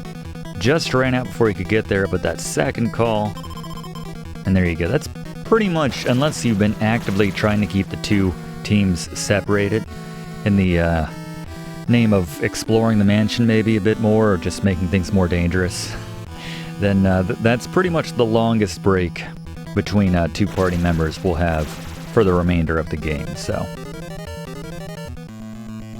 But nice. Yeah, at this point, we're starting to drift away a little bit with our respective levels here and there, but still not too bad.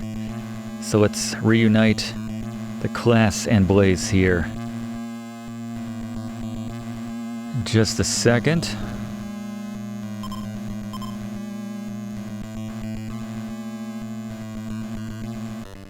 So we're going to unlock this door now after this battle with Fluff. And then we're going to break up Class and Blaze and just have Class go in alone, because this is one of the few times in which we want the blue light to capture us. So we're going to send in the Class because he can take a picture of a fresco which isn't dirty, doesn't need to be cleaned. And then once we get captured by the blue light, it's going to deposit us right next to a different fresco, which also doesn't need to be cleaned. And just knock out a couple in quick succession, essentially. Music's so dramatic, considering it's not that big of a deal. I guess if you wait long enough, but yeah, for our purposes, we were doing just fine. So let's get them out of the way and switch over to the Class. And we are already separated by virtue of the curse or whatever that was. Alright, so there is a crossbow here. So grab the crossbow.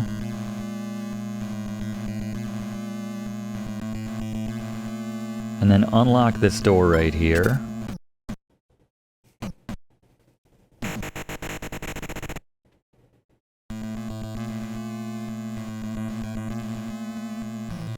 And now come on down, and then stick to the left side, as there's going to be a massive cave in. If you want to grab the tonic, I mean, you can come back over across by way of a rope, but I think we're doing alright on the tonics right now. Melt the blue statue.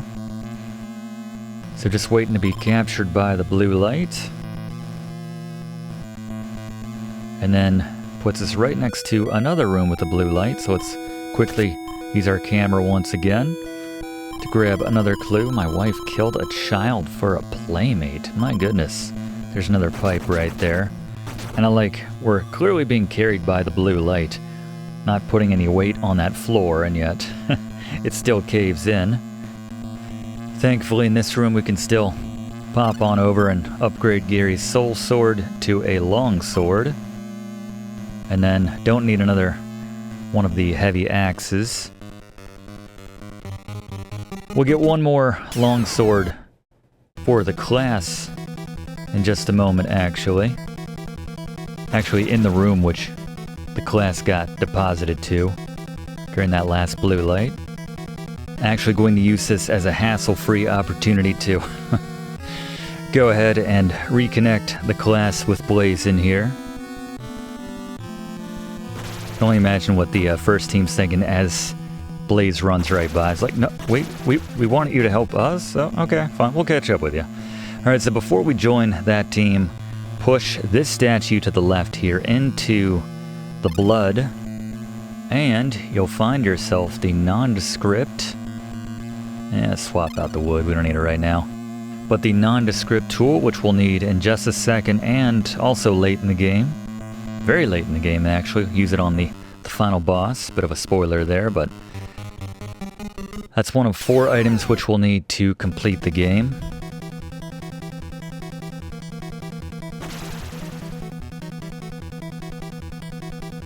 Actually, kind of regret that now, but we'll use this opportunity to go around and grab ourselves that long sword.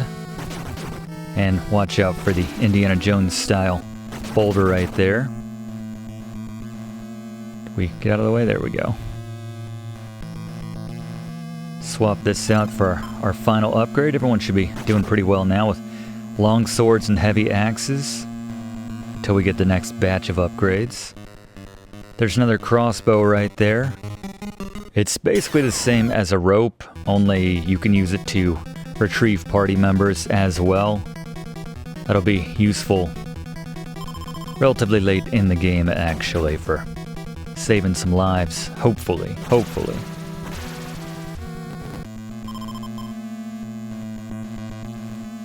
One of the more dangerous parts of the game, probably an instance where I will actually save. So this one is a bit dirty, which is why it's good to get this team back together here.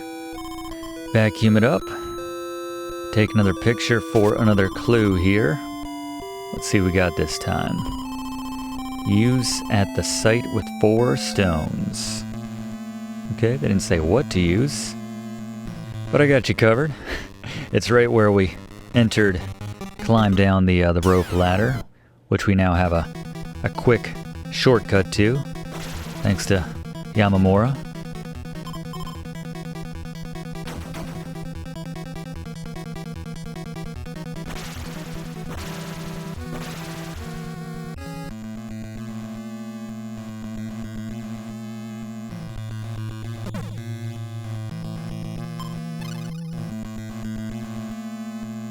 Alright, good to have everybody back together. Head straight south from that area. Let's get the group all together outside of the 4 stone area here.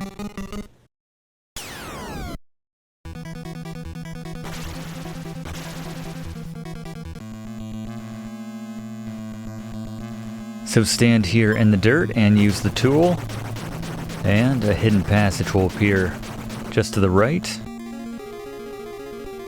And we're now in a new area with a whole new crop of enemies, a new crop of weapons, actually, more importantly, I suppose, in the short term. Blaze, what do we get? 2 forks here, and 2 of your party members are probably rocking heavy axes at this point, so I recommend swapping both of those out for a nice upgrade, especially to the spirit damage. There's also a mace here, and while its physical damage is slightly better than the longsword, it's not really worth the trade-off with only 5 spirit damage, so I recommend leaving this one here. Fair enough, thank you, Blaze. We will do just that. Let's grab the other fork, though. You might think, oh good, we kind of glitched out the fire. It will continue to fill up that room if you take long enough. That's why it's best to jump in and out as quickly as possible there. So now we're going to hug this left wall up, and remember when I told you to hang on to that shovel after we dug up that grave site on that island? After we deal with this, unfortunately we cannot use our fire extinguisher on the massive pit of fire well, yeah, it's fire. Let's just call it fire. But we have another solution, or someone has another solution for us. So come on around this way and enter this little hole in the top right area and talk to this gentleman in here. I need a new shovel to continue. Do you have one for me? Sure do. Make sure you talk to him with the person who has the shovel. And apparently the lake was on the other side. I don't know, some massive body of water was on the other side of that, but it floods the area and breaks up all of your teams, which is, well, it's annoying, but we can get them all back together. Well, hold on. We've got a skeleton, Blaze. The skeletons pay out better experience than any enemy we've come across yet, but they'll make you earn it by withstanding the hardest physical attacks we've received to this point, averaging about 100 HP per hit they land on you. And on top of that, the skeletons also come up with a frustrating blow wind move, which will send a party member to a random location. Yeah, that's the one I was referring to. Not my favorite move right there. Very frustrating. Want to put these guys down as quickly as possible. And we're just kind of fragmented right now, the whole group. All split up, but this is a great way to pull everyone in, actually, the first battle you get into. Just use the call action one after another until everybody's in the fold. And then regroup as necessary. Well, it's all necessary. We got completely split up, so let's team back up, reform the 2 parties here. Profess, Scary, and Fluff, and Class and Blaze. Alright, once everybody's back together, Let's see who we got here first. Oof, the Wraith. The Wraith is the first enemy in this game which I genuinely recommend using your prey points on. Every prey point you spend translates to roughly 2 to 3 damage, so use whatever your max is at the moment with each turn to take this enemy out before he gets a chance to use his very frustrating Blow Wind move, which is the equivalent of getting caught by a blue spirit and transported far away from the party. Yeah, this is a dangerous area, that whole fly-away effect, similar to being flown away by those blue spirits that fly about. Yeah, it's a dangerous area between the many enemies with the capability of doing that, but the blue fire, that'll be useful in just a moment. We got the free space for a tonic, so let's grab one right here.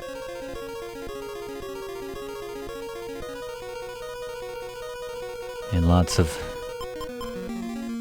remains of children here, which were, I don't know, dropped in the incinerator. You'd think there wouldn't be much left if that were the case, but yeah. Again, didn't have a lot of children's skeletons in Super Mario Bros. 3, did we?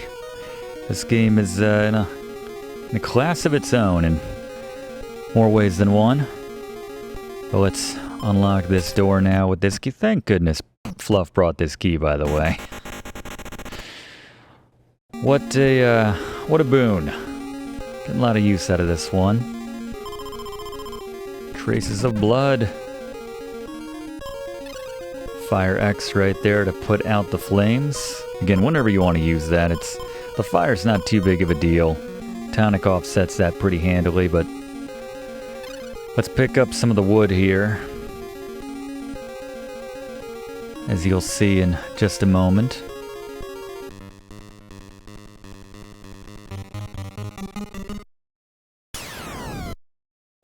That is a spooky animation right there. One of the creepier ones. We've had some good ones. Yeah, running is not the move when it comes to these guys. Like taking on the wizards in the first Final Fantasy. Just something about them. You're unable to escape from them. Let's just go to town on some prey points right here. Take them down, as Blaze recommended. And the statue's gone after the flood right there. Handy. Sending the team now to vacuum this one up and get ourselves another clue. Grab another fire extinguisher if you like in here.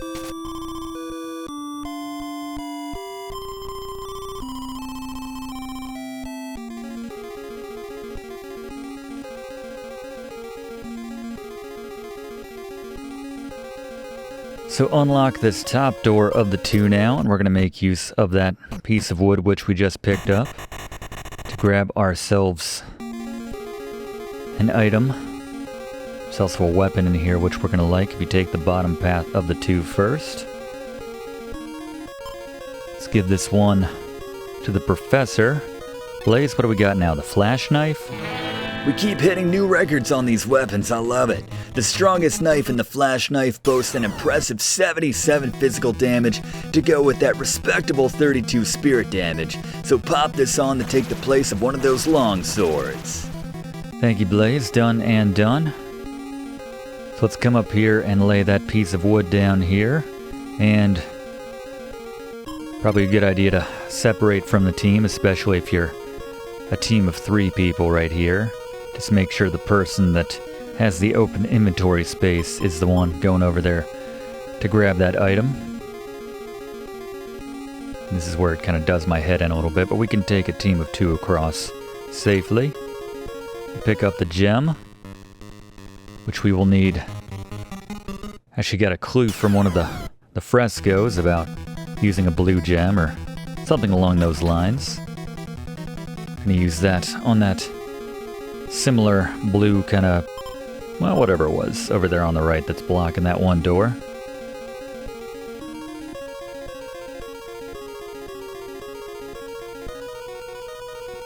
You'll find if you try using your key down here, well, you'll find if you try using the lighter, nothing happens. But same goes with the Fluff's key right there. Not a full-on skeleton key. Oop, Madman? Blaze? Nothing too interesting about Madman, sure. He's got a decent amount of HP, and he can land some decent damage, but it's nothing compared to the Wraith's frustrating blowaway ability. Yeah, I'll take straight up damage any day of the week. Thank you very much, Blaze. Let's head over to this door now and use Fluff's key, and inside there's another fresco. In a room of fire, you can use a fire extinguisher. There's actually one inside, or you can just eat the damage. Another one of those maces in there as well.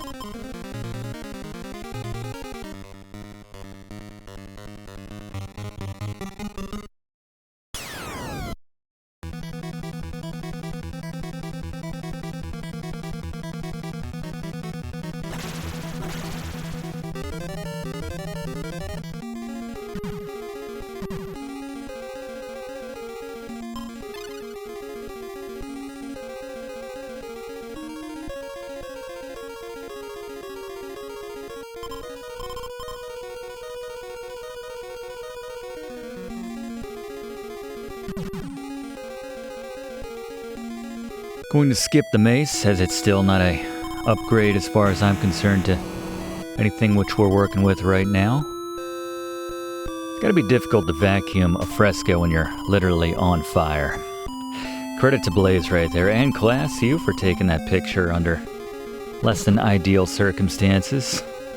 Not sure Ansel Adams ever had to work under such conditions.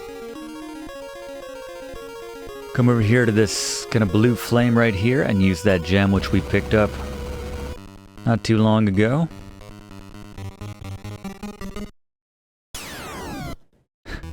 Think about that expression, I don't know what he was doing with it. It's like he's giving us directions on where to find the nearest Taco Bell or something.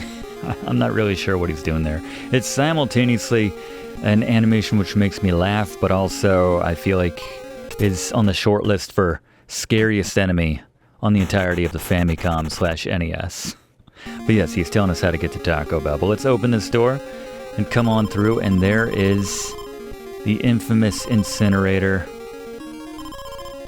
where Mamiya's child fell into. There was some sort of accident which we've heard about and took the child's life.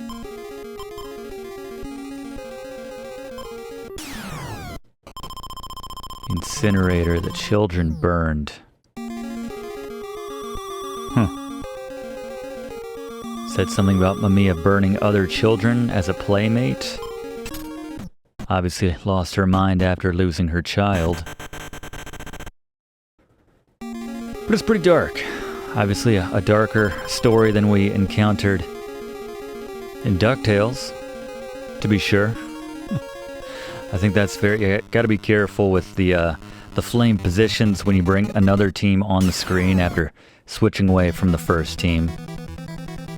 Sometimes you can accidentally walk right into it because that's just the position where it was on A team's screen when they switched over to the other team, or when you switched over. Ghoul's very excitable right there. Wants to tell us where the Taco Bell is, but we don't have the heart to tell him. The Wraith already told us. Heal up the curse there and continue on. And you'll find 5 coffins here. Just open them up one at a time. It'll prompt you to open it once you look at it. Some of these will attack you and poison you.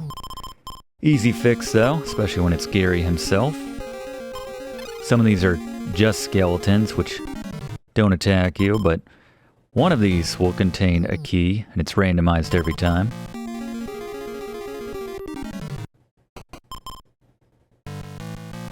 That would be it, alright. That is the diary key, which I think you can figure out the use for that. Swap out the gem. Don't need that anymore.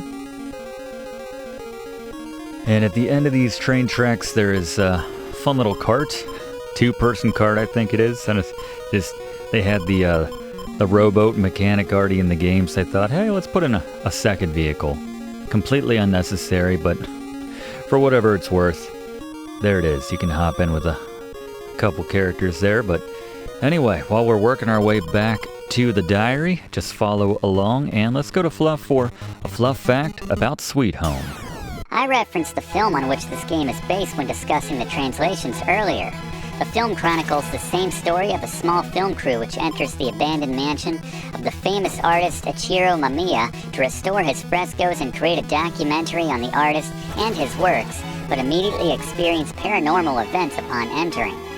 Sweet Home is interesting because you hear of games based on films coming out years, months, or sometimes immediately after a film as part of the promotion, but it's rare that you see a game and film so inextricably linked, with the two being developed in tandem and by design.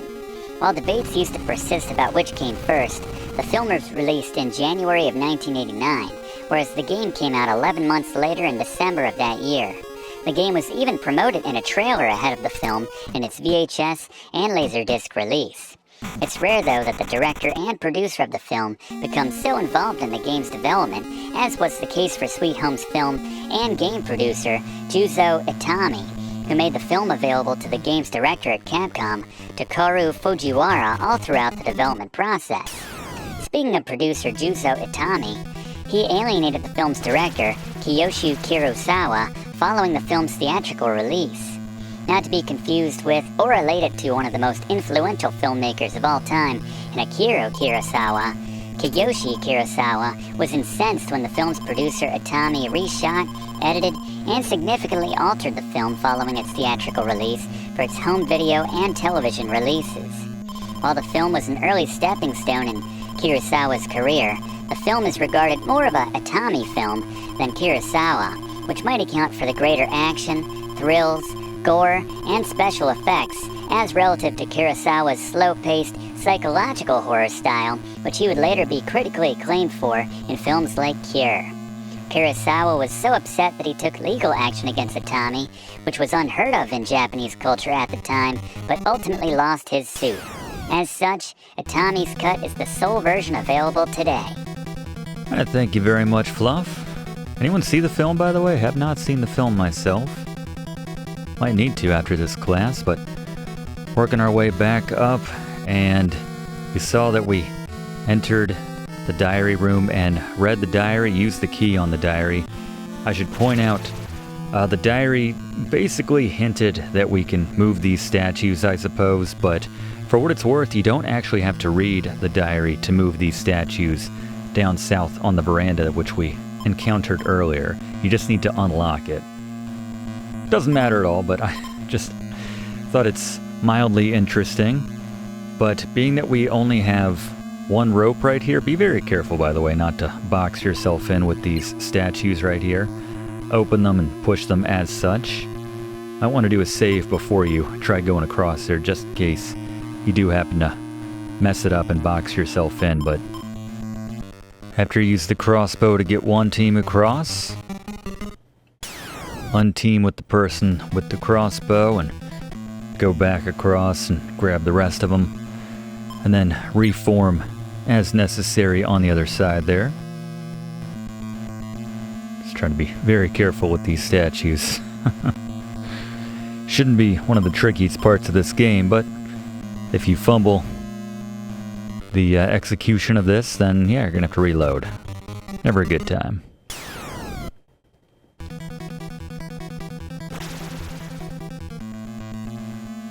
So across the way there's another flash knife, which we'll give to Gary, but we also have, as we reform,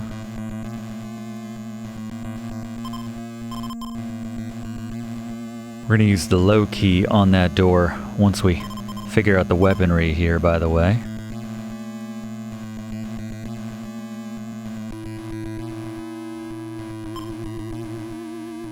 Got a rune axe, obviously garbage at this stage in the game, but a silver sword, Blaze. The silver sword is a massive upgrade to any weapon we've currently got. It should take the place of someone's longsword, by the way. In fact, it's the second most powerful weapon in the game. With that in mind, it's worth mentioning that there are 3 total in the game, and because there's only 2 instances of the most powerful weapon in the game, you should end the game with 3 of your party members carrying this weapon. It's that good. It's so good that I'll remind you to keep track of who has this weapon for the next few fights so you remember to attack with them rather than calling over other party members to assist. The Silver Sword, an excellent weapon, especially on the physical side. Thank you, Blaze. I like it when he makes it nice and simple for us. You should have 3 of those swords by the end of the game, equipped on 3 of your party members. And we'll look out for the most powerful weapon, but just force your way through these boulders at this point, and then we're going to get into a battle and group everyone together. And got our first knight here. The knight is a good reminder that the names of the moves the enemies use in this game are oftentimes interchangeable. What does matter is who uses it. So whereas a skeleton or a wraith successfully using Blowwind will send its target somewhere random, in the knight's case, it will just instill the fear effect. Anyway, I guess that's a fair trade-off considering this enemy has a lot more HP than the skeleton, but doesn't give out as much experience. As long as the party stays together, that's all that matters. You'll have no trouble with him though, especially now that you've got your hands on at least 1 silver sword. Good call. Thank you, Blaze. Yeah, you can break up the party and avoid those boulders and the little alcoves here and there, or just run out of the way, as the case may be, like right here, but not worth it in my experience. Just group everyone together and burn one of the many tonics which you probably have at this point, or at least one of the tonics which you have. There's more nearby. There's one right there on top of that building, actually. We'll get there soon enough, and what the heck have we got here? Blaze, little help? Alright, Ghoul Part 2, the Electric Boogaloo. Remember earlier when I said be glad the ghouls we were fighting weren't the ones we'd encounter later on in the game? Well, it's later on in the game, and this ghoul's right on schedule. This ghoul has the distinction of being the first enemy in the game to give out over 100 experience per kill, and that comes without any of those annoying break your party up moves. He's got heavy hits and a level 2 poison effect, but get the party together and pull him down off the ceiling or whatever he's doing up there to clean up. He's having a party, that's what he's doing right there. Best I can tell. Good call, Blaze. Thank you very much. Skeletons seem pretty tame by comparison's sake at this point. Blending them in, especially under the weight of our silver sword.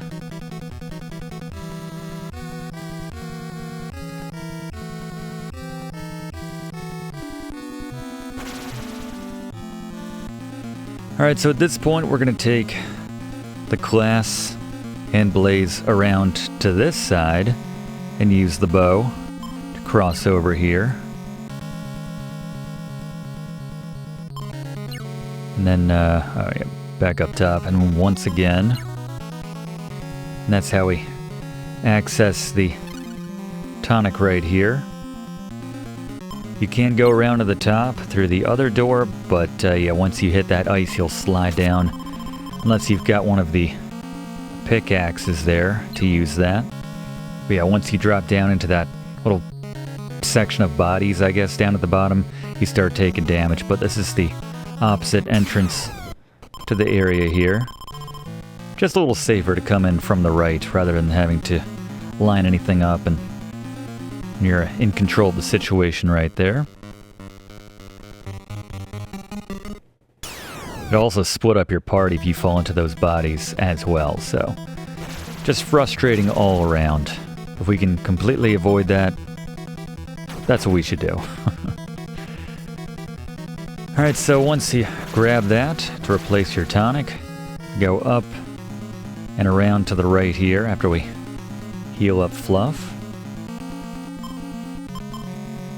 Got a face Fluff here, very frustrating. Fluff is free.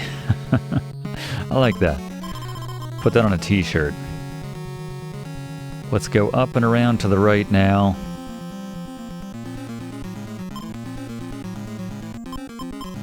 Let's find the 2 keys, he says. Once again, you can lure that one up and go around, but I don't know, let's just eat it.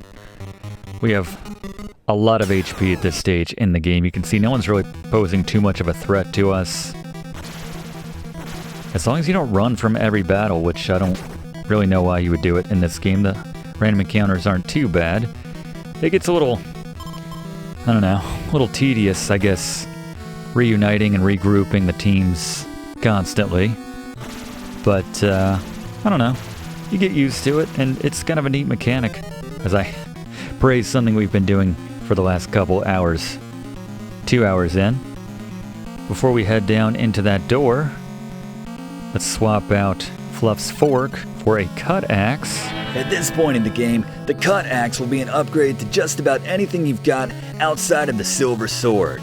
I'd favor replacing one of your forks that's the spirit damage doesn't take too big of a hit, but its physical damage is a massive upgrade. Good call, Blaze, and use Fluff's key to open the door at the bottom of the stairs, and if you look to the right here, you'll find a pulley, and if you use the pulley, you will find that you go marginally faster. One team goes marginally faster. Is it worth it? I don't know, but that's what it does for what it's worth. Not nearly as useful as some of the other hidden items. Well, one hidden item which we have yet to collect. The final hidden item, I believe.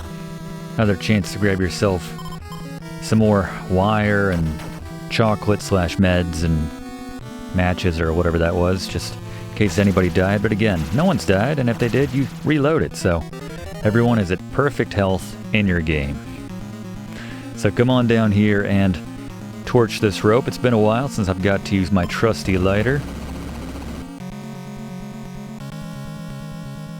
Kind of feels like it's not one of the more useful items. I have to say, if you had to rank the items, well, it'd probably be a tie between Gary's meds and Fluff's keys, as he can't get anywhere in the game without them, but Shiny Spear. Blaze? It's another close call, but Shiny Spear is a marginal upgrade replacement for the last sorry member of your party carrying a fork at this point. Oh wait, that's me. Yeah, I'll take it. That's a team player there. And the wolf? Like the hound enemy, the wolf is also technically weak against the mallet, but you know what else it's weak against? Your silver sword, which has 132 base damage. Stab it and cure the stronger poison it packs if you get affected. Good call. Yeah, that's pretty much the strategy for anything at this stage in the game. Just whack it with that silver sword. Spray's always a good option as well, especially once we grab one more item which is coming up.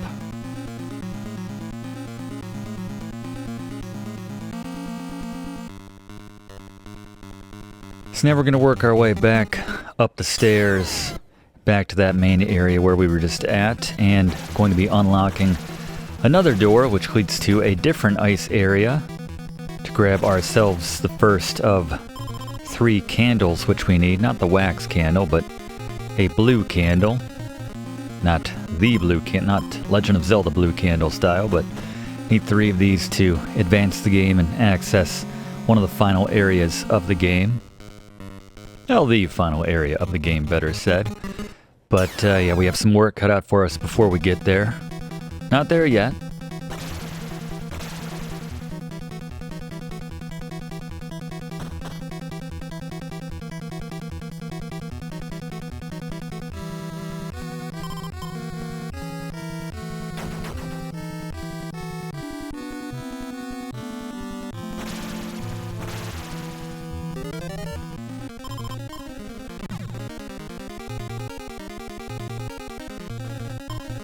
Alright, so back up the stairs. We're going to use Fluff's key on that top right room on our screen right now. But before we do that, a little inventory management here. Let's give Gary the bow. And actually, let's give the class the tonic, and we'll take back the pulley in that extra slot for Gary, as we'll swap out the pulley for the blue candle once we get into this next area.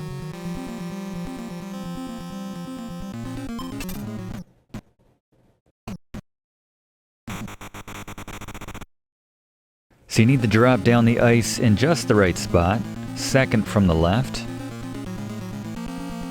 So just count 2 and drop down right here. Gary, I'm here, hurry. Well, we'll find out what that means, I'm sure, in time. But let's swap out that pulley for the blue candle.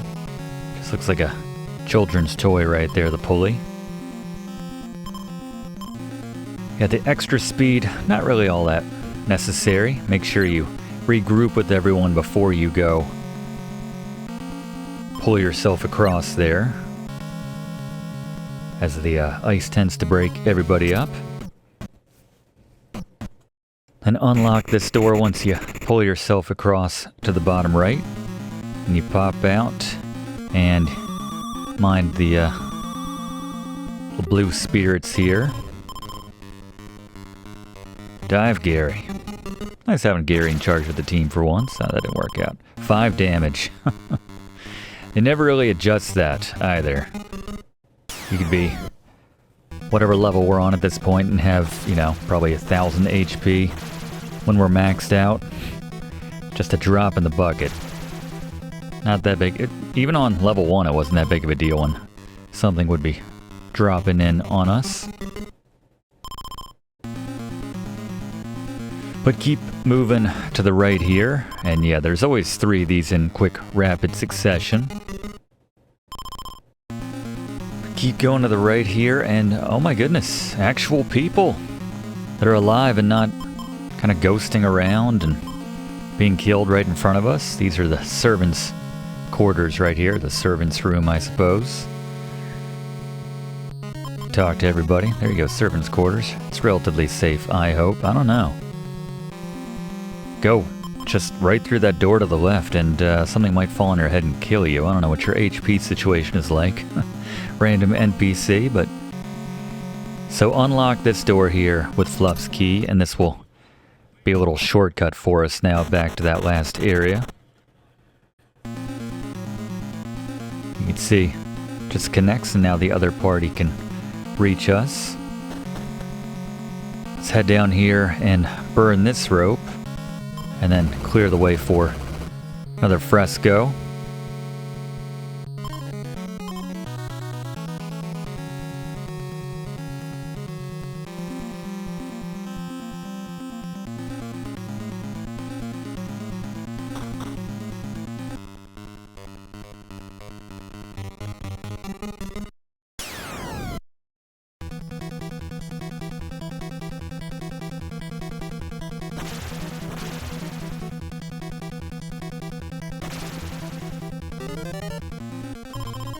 Yeah, I think that one room is safe to the servants. As long as you never leave there, as long as you never need to use the bathroom or eat anything, then I think you'll be okay. But take one step outside, and I think the Hound is going to have you for lunch.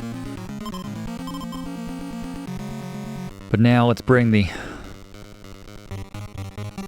fresco crew over here. This one doesn't need to be cleaned, just needs a quick snapshot taken of it. Also going to be another very important key down here, though.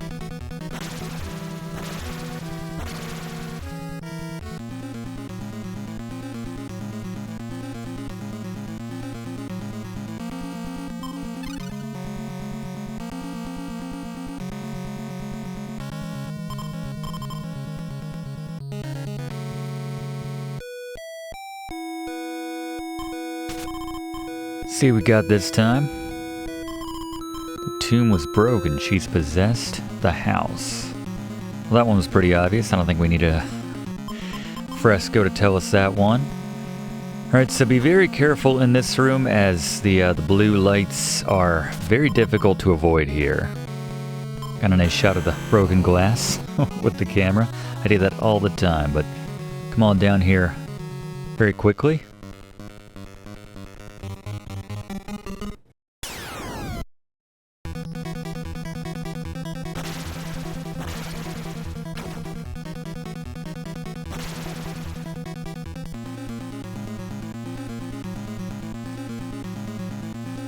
And then grab yourself the key here. We can swap out the mallet in this case. Won't need it too much more moving forward. There is one area where we need to break a mirror, but they put a mallet right there for us, actually, so we're good. I don't think you'll be tempted to use any more mallets on enemies as a practical weapon in this game from here on out. I think the silver sword and other weapons which we're rocking at this point. Have it covered, have it locked down. Note the tonic right there. I'm sure you're not hurting for tonics again. It's about 20 in this game. I think I use about 5 over the course of the whole thing.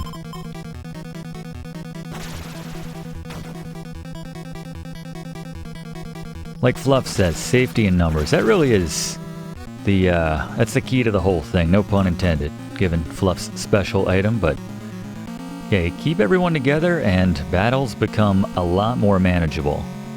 It's only when you get split up, typically through your own actions, as it's most of the time not necessary, as you've seen as we're through the lion's share of this. Just step out of the way of the boulders here. Trigger them both here. Yeah, not too difficult otherwise if you just make the most of your items. Safety in numbers, but use this opportunity to reunite everyone. I'd close that door behind you, or after us, if I were you. Servants? It's a dangerous mansion if you haven't figured that out by now. But now we're finally going to go through this door to the right, which we had access to the whole time, but had to go ahead and grab ourselves another key for later while we're still in this area, the candle as well, of course. We have a couple knights clomping around openly in this next area here.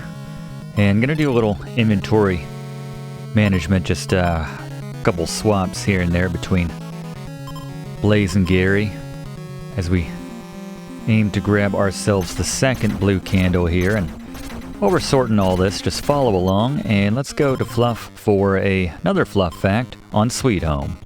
I've talked about translations and the film, now let's talk about the game itself. Sweet Home is a Capcom-developed 1989 horror RPG for the Famicom, which was exclusive to Japan. Like the film on which it's based, the game tells the story of a film crew which travels to an abandoned mansion in search of valuable frescoes created by an artist who mysteriously vanished decades earlier. The game was directed by Takeru Fujiwara, the same man who directed a number of Capcom's early arcade titles, including 1985's infamously difficult Ghosts and Goblins. Fujiwara toured the film's set during production to get inspiration for the title, though the film's director and Kiyoshi Kurosawa, who acted in a supervisor role over the game, allowed Fujiwara to take some liberties regarding the script, and this is reflected in the game's various endings, which differ depending on who remains alive by the end. The game was released in late 1989, 11 months following the release of the film, as I mentioned, and was well received by critics, being considered to be superior to the film itself and pushing the limits of what the Famicom was capable of. As mentioned, the game never received a Western localization, likely due in large part to the film's dark and graphic nature, as well as the fact I've pointed out before that RPGs weren't considered popular outside of Japan at the time, at least to the powers that be who could greenlight a Western version. Because of its lack of a Western release, the game has a cult popularity and is arguably best known for being the game which inspired the acclaimed and popular Resident Evil series, also from Capcom. That is true. Thank you very much, Fluff. Curious how many folks only know this game from that, maybe having never played it yourself. Leave a comment if that's the case, but yeah, we'll bring Fluff back in to talk a bit more about that Resident Evil connection a little bit later. Still just trying to get inside this room here. We'll find the next blue candle. Go up in here with Blaze and the class. It's always something. What is this? This is... oh, look at that. Even get him as random encounters, as well as walking around visibly on the map there. So this is the rat room. At least that's what I call it. Population explosion in here. I guess with the servants all hiding away, no one's controlling the rat population right now. So grab the blue candle and then come down these stairs to get to the other side of these statues we could not reach before. We can swap out the low key. Won't need that again for the ruby ring, which we will need in just a second, actually. Alright, so while we can carry around these candles, that would be kind of pointless. We can actually drop them right now, or rather, better said, put them where they're meant to go. Do not just drop the candles. Actually, I don't think you can just drop anything in this game, but let's put them where they're meant to be. In a bit of a statue display in the northeast section of this room. You think a duck wouldn't work here, but it did. Hard to tell the angles sometimes, but yeah, these three statues, just take a look when you come up here. And use one of your blue candles, and then use the other blue candle. You'll see them placed in those holders there. That'll access us to the end of the game. Access us to the end, does that work? We're keeping it in. Forget it. Edits be darned. So use key 2 to open this door here. And we're gonna make a bit of an unconventional party here. We're gonna join up Fluff with Blaze in the class. And I recommend, before you enter this room, having someone with a pick in the team which goes inside. Fluff still has our pick, and Fluff has the key which we need to use at the bottom of that room as well. But yeah, as soon as you enter that room, there is a sheet of ice. So as soon as you take a step inside this door, make sure you use that pick before you take a step forward inside the next room, like you'll see right here. Otherwise, yeah, it breaks everybody up, and then more often than not, someone's going to end up in that pile of bodies down at the bottom, while the other 1 or 2 party members makes their way to safety on the left, and just frustrating. So, going to use that pick and enter this room here to find, once again, he's alive, class, Yamamura. We saw you get stapled to the door earlier. You're safe.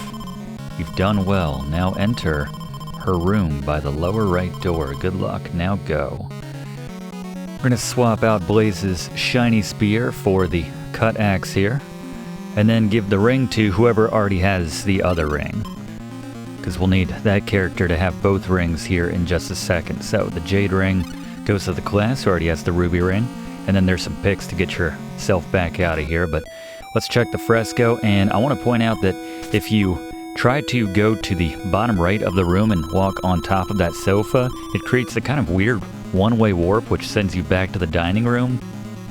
Just thought I'd point that out. We don't want to do that, obviously, but that is a thing. So the pick is still in effect, so we can climb our way back up that ice.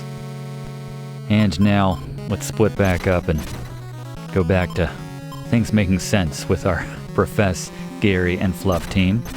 And then the class and Blaze team can now make use of both of those rings to go to the bedroom like Yamamura instructed us. Yeah, I took that a bit too literally and went to, when I was running this game several times, went to the bottom right of that room with the sofa thinking, alright, let's get to our bedroom in the bottom right. And yeah, it turned out to be a warp back to the dining room, so. But use key number 2 on this bottom right door, which is actually where we're meant to go. And head inside. And make sure that the person with both rings is the head of the party. In this case, it's always been class here, so come up here and look at this guy, and then use both rings. And once you've done that, you need to pray for 43 points. 42 might work. I tested and know that 41 will not work, but I can't say definitively whether or not 42 pray points will work here. So please don't drop this class for that. Hope you give me that 1 point buffer, but once you've prayed for 43 points, he'll get out of the way and allow us access here. Yeah, we're just trying to make a nice documentary. We're not killing any kids here. We're not defiling any graves. Yamamura just goes right ahead, trying to do the fighting in our stead. And looks like a different variation on some shadows there, which we wouldn't normally be able to clear out, presumably. I mean, let us try our flashlight first. Never underestimate the power within you. It's the only way to overcome Lady Mamiya. So long. And welcome to the most graphic little cutscene on all of the Famicom/NES. Well, mostly the Famicom, but still. Just when you thought the Hitler death animation was bad, in Bionic Commando, good lord. Just the remnants of his flesh falling off of his body. My goodness. I think Master D got off easy compared to this guy. Anyway, it is a very sad moment. I don't mean to make light of it. I mean, I do, for comic effect, but still, I'd like to point out that it's a very sad moment. Yamamura was a good guy, he was helping us out. But now the way is clear, and we're switching to the other team because we're about to be warped away from here, and I want to come in here with the vacuum and the camera to take advantage of that fresco. And there's another warp. She must have dropped us on that bottom right corner of the sofa because we woke up down here in the dining room. And note that the fireplace is no longer lit, so that'll be our next destination. But come in here with the other team now, which we have all the room basically in our inventory. That's why I went in with the other team. But look down here in the bottom right on top of the bed, and another invisible item, the dress. Blaze, how about that dress? Using the dress is like using a tonic if it only restored your prey points, and if it had unlimited uses. That's right, use this in or out of battle to max out everyone involved's prey points on demand, giving you little reason to ever swing a sword again. My goodness, is this thing OP. So much so that I think I have no choice but to call the dress my item of the game. No arguments here. It's just a shame we didn't get it earlier on in the games. We're kind of heading into the final stretch at this point, but yeah, it could have been praying left and right all throughout this game. I mean, we can still pray left and right from here on out, but let's go ahead and use pray points for the class and then follow it up with the dress to see if we are indeed maxed out. There you go, just like that. And on balance, the pray points will, if you max them out, you'll pretty much consistently always do more damage than any physical weapon in this game. Kind of makes the physical weapons redundant at this point, honestly, but there you go. Use the gold key, which we just got from the bedroom on that door, and there you go. There's the shortcut.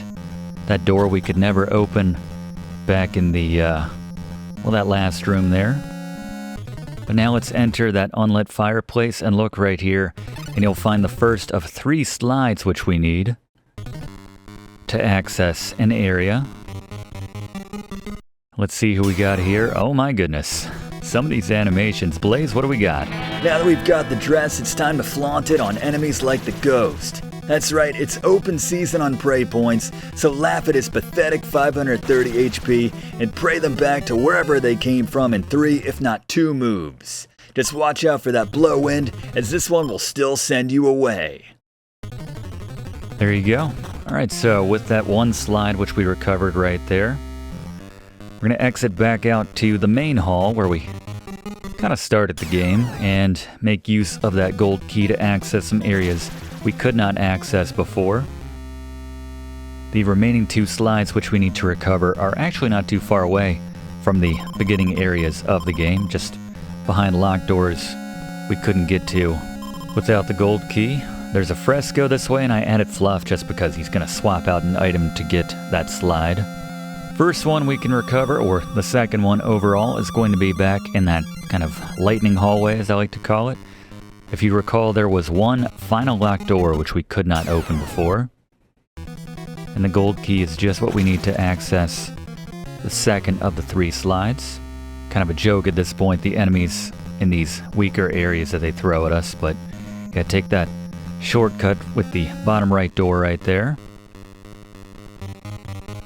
I've said this in other classes when we've done RPGs and we've just been over-leveled with some of the areas we've been crossing through. It'd be nice if the enemies just kind of stayed away from us, you know, gave us a look and said, "Oh, level 14, no thank you."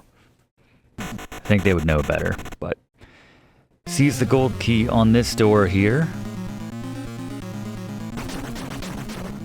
And there's another fresco to clean and photograph here. Nothing to be done, I believe, about the ice in this room. It does some damage, but, you know, it's just a drop in the bucket for the kind of HP which our team is rocking at this point in the game. projector shows the way. Very timely fresco right there, message. There's another tonic right there should you need it. I think I'm going to swap out the gloves for the tonic. Don't need the gloves from here on out, and the pick as well for the slide itself. So this will be 2 of our 3 slides.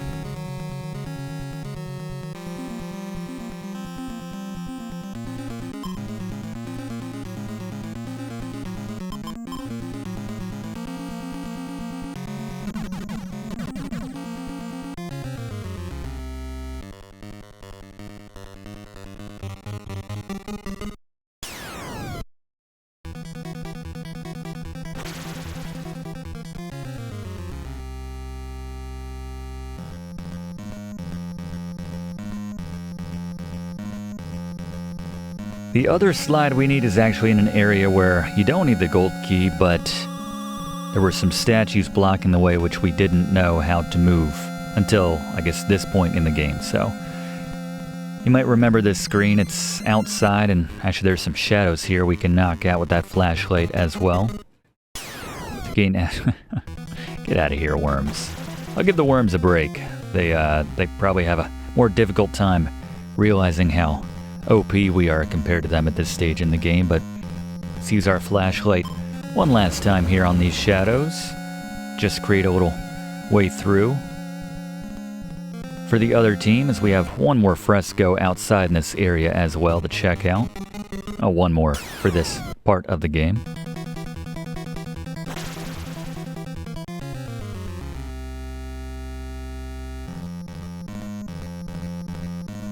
Remember this screen though, but come outside, grab the last slide now that we can move the statue out of the way. And yeah, so much for that tonic I grabbed. And then vacuum and take a photo of this fresco here.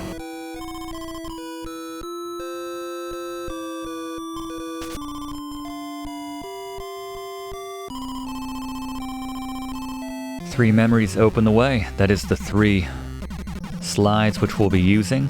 And the door to the projector room is right here, actually. Just needed the gold key for this. So pop this door open, and there's going to be a cut axe inside here as well. We can give this one. I think Gary's the only one really falling behind at this stage. You can go up and interact with the projector and insert the 3 slides. And we'll need to use some pretty serious prey points to actually get the thing to work once the slides have been inserted. So between this team, the members of this team, we have all the slides here with Class and Fluff. Looks like the picture of a happy family minus the flames. And now you need to be at least level 14 to do this, because you need to spend 71 prey points to get this to work. And then that opens up a door in the back of the room. We have a note here. I will follow, alright. And there's your cut axe, so we'll switch over to Gary and get him and the professor caught up here in just a second.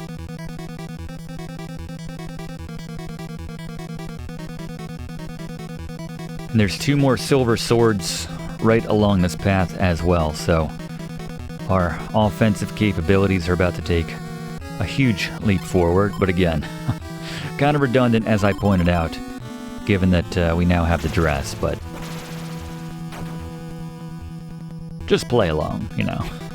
Some of these physical enemies you could probably still maybe do at least comparable damage via the weapons. Here's a silver sword right there. You need the 2 key for this door.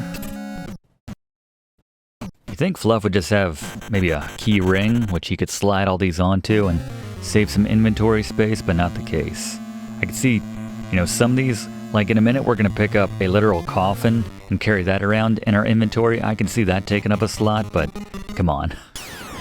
Telling me 1 key is the equivalent of a coffin. Capcom says yes, so we're going along with it.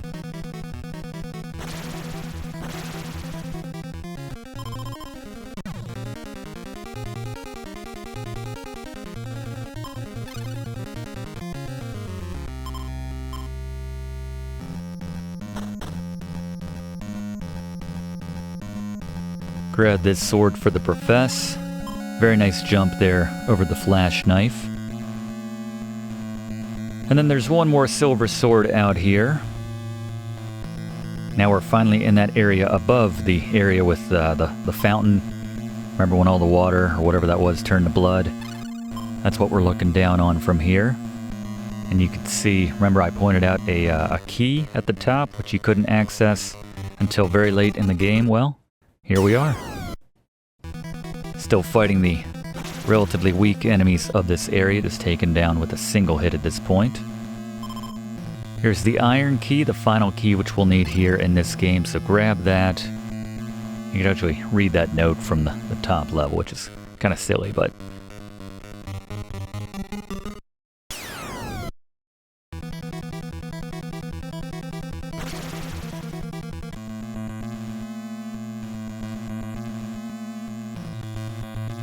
You also find over here another cut axe, but between all the cut axes we've already got and the silver swords, that would not be an upgrade for anyone. There's two instances of the best weapon in the game, which Blaze will talk about once we get there, in the penultimate area of the game, which we'll need that iron key to access. We're heading there now, actually. Get out of here. Telling me an evil doll, and this is just in the interest of catching everybody up right here. Not the worst thing in the world to get into a battle with an evil doll this late in the game, just to get everybody all tightened up in formation here.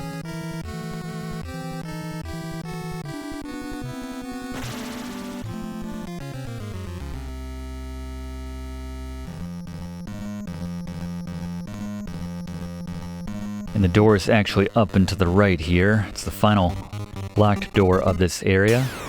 And I think I'm going to use this opportunity to call in the other team, just buy them some time to head outside and grab that tonic which we left out here. Probably unnecessary, but being that we've got a hassle-free opportunity to walk around and grab the item, Fluff has the extra inventory slot right there.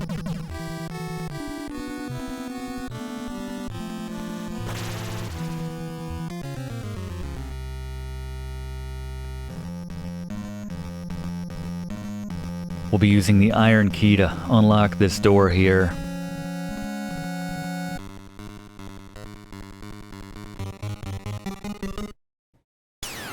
There's another one of the necessary items for completing the game in a photograph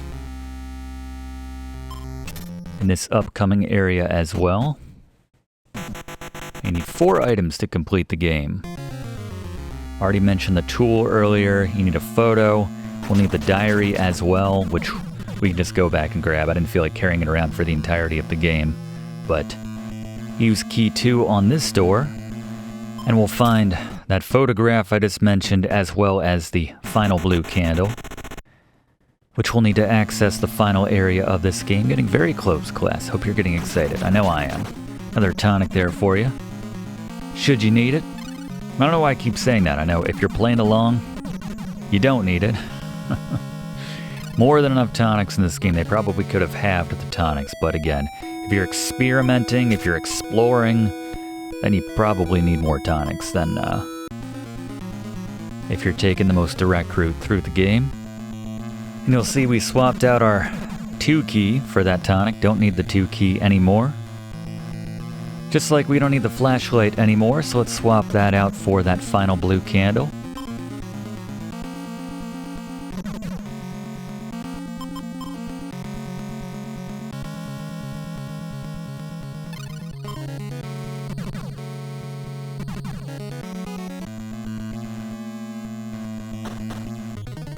And now we can use the iron key, which we picked up on these gates down here.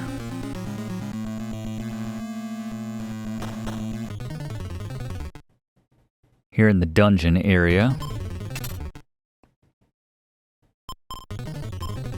Some of the toughest enemies to be found in the game are in this area, actually. Just like the... who we got? Oh, the ghost. We already talked about the ghost. And let's pray, and let's bring together the rest of the team here. You need to be on level 16 to beat this game, and that's not because it's difficult, it's because to access the final area after you set up the final blue candle, you need to spend...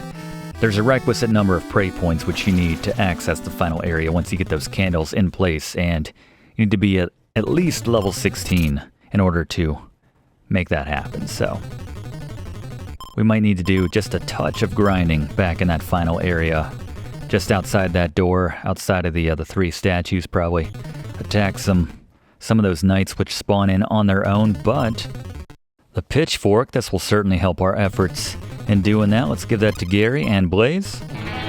What is this, Friday the 13th? The pitchfork is objectively the best weapon here in Sweet Home, boasting the best damage of any weapon in both categories. 120 for spirit damage and a whopping 179 for physical damage. As I mentioned earlier, there's only 2 of these in the entire game, so don't miss either one, replacing the cut axes, and you should have the best setup for your 5 party members between the 3 silver swords and the 2 pitchforks. Thank you, Blaze. And you see that we just saved right there. I alluded to this earlier.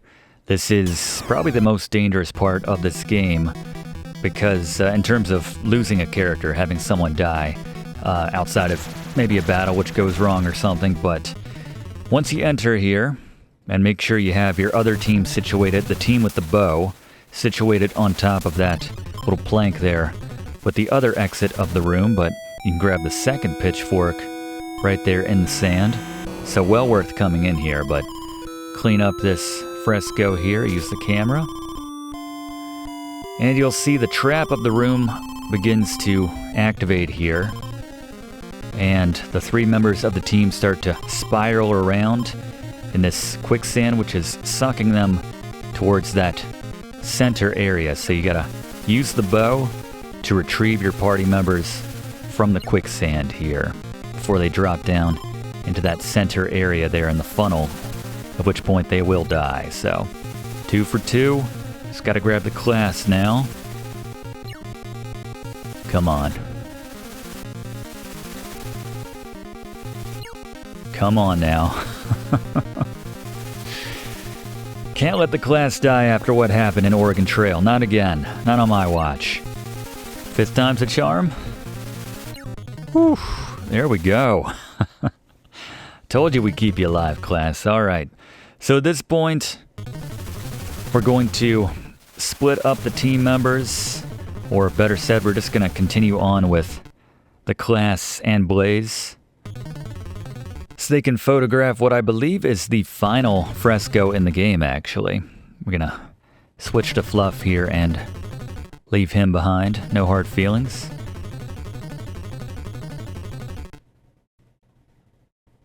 As soon as you walk into the lava, it actually separates you automatically, so you might just want to split everybody up, but just be careful here. Just trying to get Fluff out of the way, since he can't walk through party members. Alright, so they're teamed up again. And of course, let's see who we got here. Anybody new for the dungeon? There we go. This is the Giant. Blaze? Alright, the Giant's got a lot of HP, but we got a lot of moves, which take away a lot of HP. You do the math. Simple as, yeah. Player's choice at this point. Use objectively the best weapons in the game, or just go to town on those prey points. Using that dress to top them off once again. So yeah, once you touch down in the lava blood, you'll be split up. This little room here, note that the left side is the only safe side to enter there, via that plank. No reason to go in there at all, but just in the interest of showing everything, that's how you can safely enter that room. If you get into any battles along the way to our objective here, I recommend just running since we're split up, and yeah, they have some nasty moves, so let's not mess with that. Note the current of the lava blood right there, so I like to be on the far side of which way it's moving. That way you don't have to worry about using ropes or crossbows or anything, just walk straight across. Take a little damage, no big deal.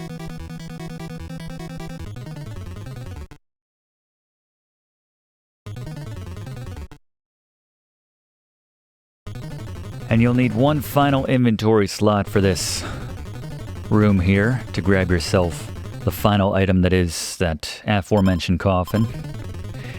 Ridiculous as the concept of lugging around a coffin is, we will need it to beat the game. One of those 4 final items which we'll need in the final boss battle, which we'll finally get Gary in here to talk about.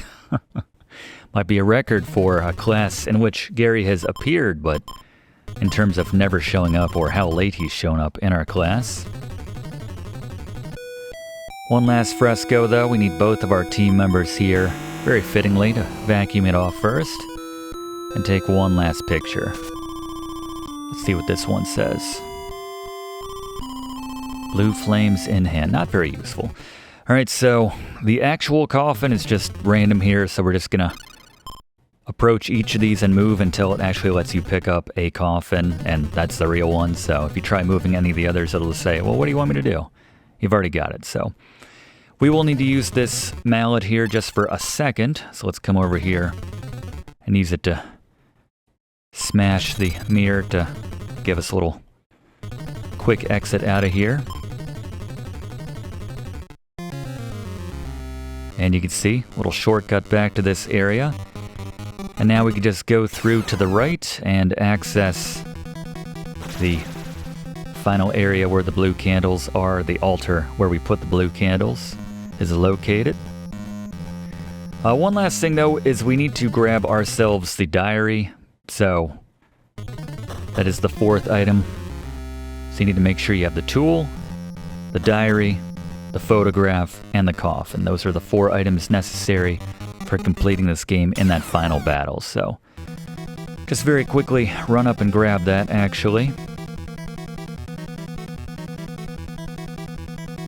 Let's get everyone together to use a tonic, actually. Frees up an inventory slot, if nothing else.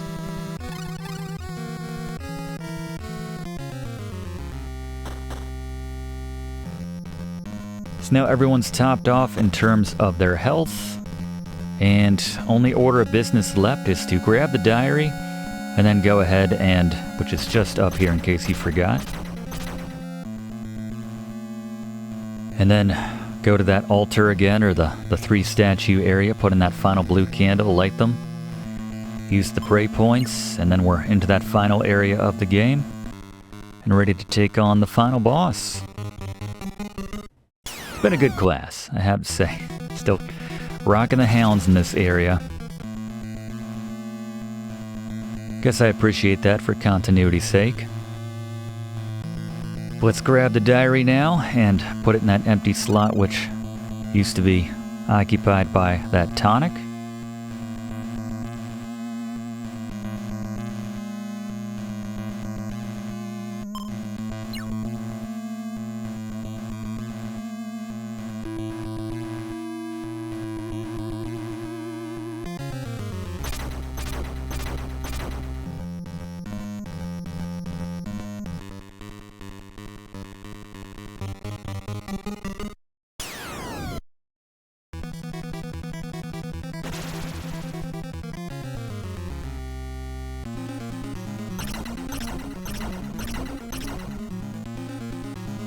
Alright, so we're on level 15 right now. It requires 80 prey points to actually open up the way for us after we put this final candle there, and you gotta light them as well. One last use for my trusty lighter, but nothing happened. Level low, it'll tell you if you do not have the requisite points.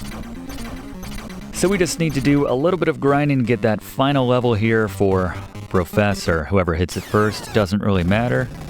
So while we're doing this, let's bring in Fluff for one final Fluff fact about Sweet Home. Fluff?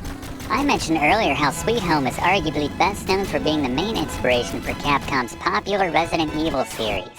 Development on the original Resident Evil began in 1993, and initially the game was intended to be a remake of Sweet Home to take advantage of the, at the time, latest generation of consoles, like the upcoming PlayStation, with Sweet Home's game director Fujiwara acting in a producer's role and Shinji Mikami directing. No longer owning the rights to the Sweet Home license, the team had to create a new story and universe for Resident Evil, but many of the elements from Sweet Home were on full display. This included the survival theme, limited and at times frustrating inventory management, and finite health recovery items, this time changed from tonics to herbs. Most notably, the basic setting remained intact, once again taking place in a large, spooky mansion. Elements of Sweet Home are present all throughout the Resident Evil series in one form or another, like the game's puzzles, quick-time events, door-opening sequences. Heck, Resident Evil 7 even features the plot of a film crew which goes into an abandoned house and encounters a paranormal female presence whose family similarly experienced a tragedy. Sound familiar? Resident Evil's director Shinji Mikami has stated he has no interest in remaking any titles in the Resident Evil series, but he would like to remake Sweet Home. We can only hope.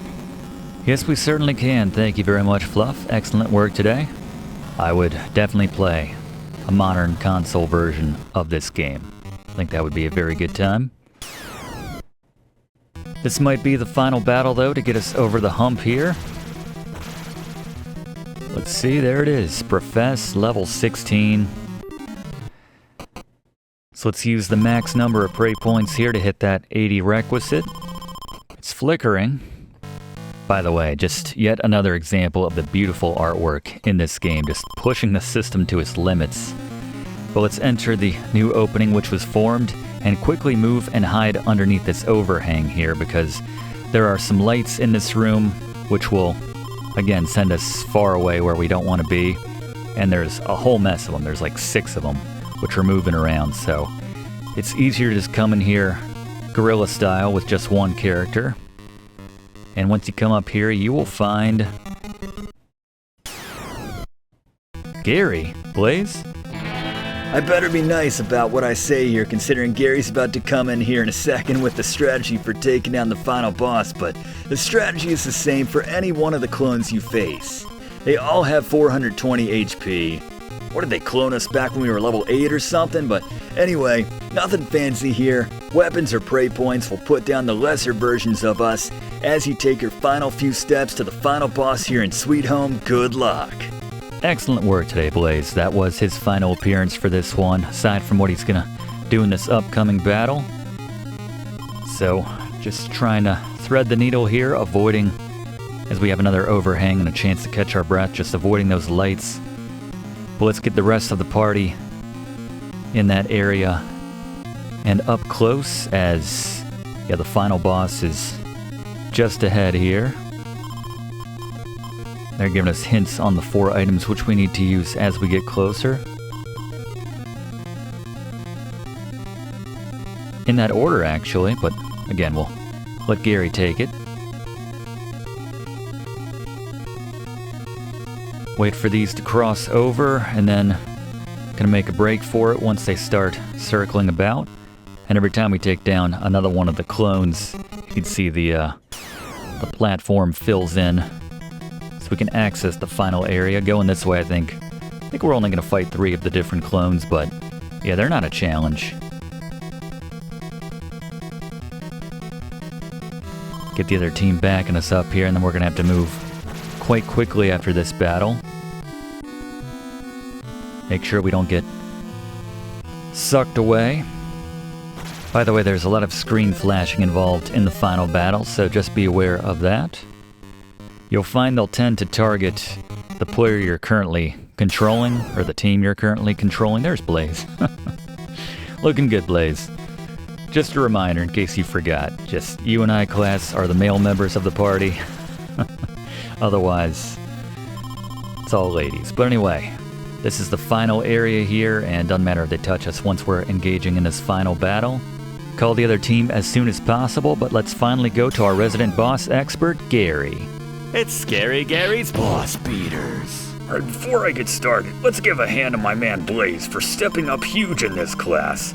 The weapons, the enemies, just unbelievable. But we finally reached Mamiya, and similar to, say, the end of Earthbound Beginnings, this is an unconventional boss battle to say the least. This isn't about damage, it's about using the 4 items which we've painstakingly collected in the right order at the right times to defeat Mamiya. Similar to Earthbound Beginnings, you've got to pay attention to what she says as your cue to use the item I tell you. At the start, just keep attacking. It really doesn't matter what you do. For what it's worth, she'll get an attack off, but it's nothing which will affect the party. Use a tonic if anyone gets close to death, but not to take the drama out of this battle, but it's very difficult to lose it. unless you don't know what you're doing, of course. Your party members will shout out random things after each attack, and she'll respond with one of a handful of phrases after the final party member takes their turn. The phrase we're waiting to hear from her is, "I will kill you all, die."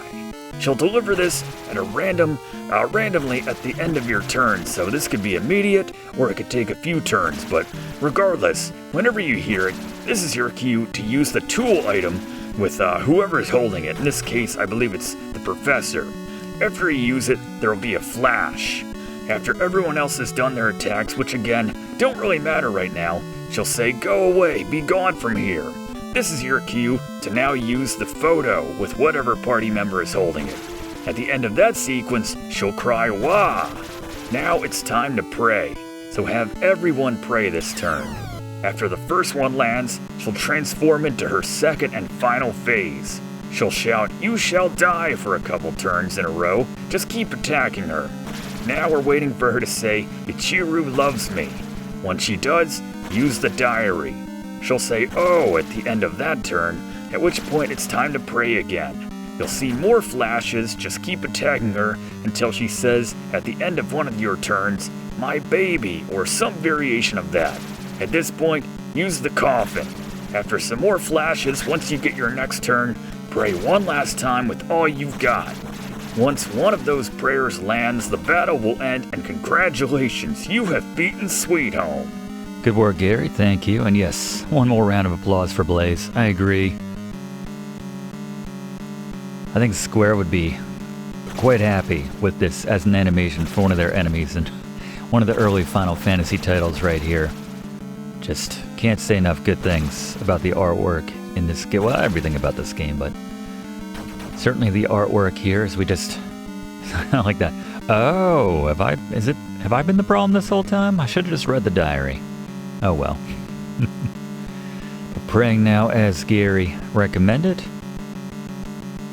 You have to go back steps if you do something out of order in some cases, so make sure you pray when you're meant to pray, use the right item when you're meant to use the right item. Save yourself a lot of flashing if nothing else. I mentioned earlier that there are different endings for this game. There's actually 5 different endings, each one dependent upon how many people you have left alive in your party by the end of the game. So we'll go ahead and show you all the lesser endings once we beat it with the full party here. And we got the My Baby right there. You'll see also they'll give you a hint if it's not time to pray. It'll say not needed. But who's got the coffin? All right, Blaze has the coffin. Child is dead. Go to your rest. How many times do we need to shout that at her? All right, there's the coffin. And now one last pray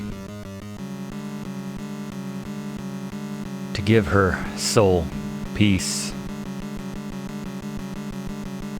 Only need to land one successful pray. The battle will end at the end of that. Just 4 for 5 right there, trying to get that full bar, but there you go. Beating Sweet Home with the entire party. Let's enjoy the ending now.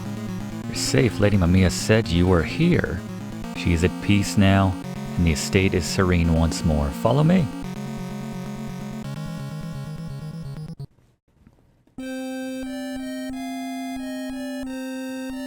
As your spirit soars into the sky there, above the ruins, what's left of the mansion here. As Yamamura said. Is he still alive somewhere? Seems to keep surviving. I know that last one was power from within would save us all. He sacrificed himself. I was going to say, yeah, that was a nasty death. That looked for real that time. Very sad and noble. Yamamura sacrificing himself for us. Felt responsible, guilty in a way. Was he Ichiru? Oh well. As we move on out. And one difference, which is obvious right here, and there's Juzo Itami. As Fluff mentioned, actually, in the film, Juzo plays the Yamamura character. I don't think he's in it for all that much, but Fishman, used to seeing that name again and again, beating a lot of the early Mega Man titles, also from Capcom. It's kind of mind-blowing to me that this is the same company which made Mega Man, the Mega Man series in Capcom. Just a credit to their versatility and their range as developers.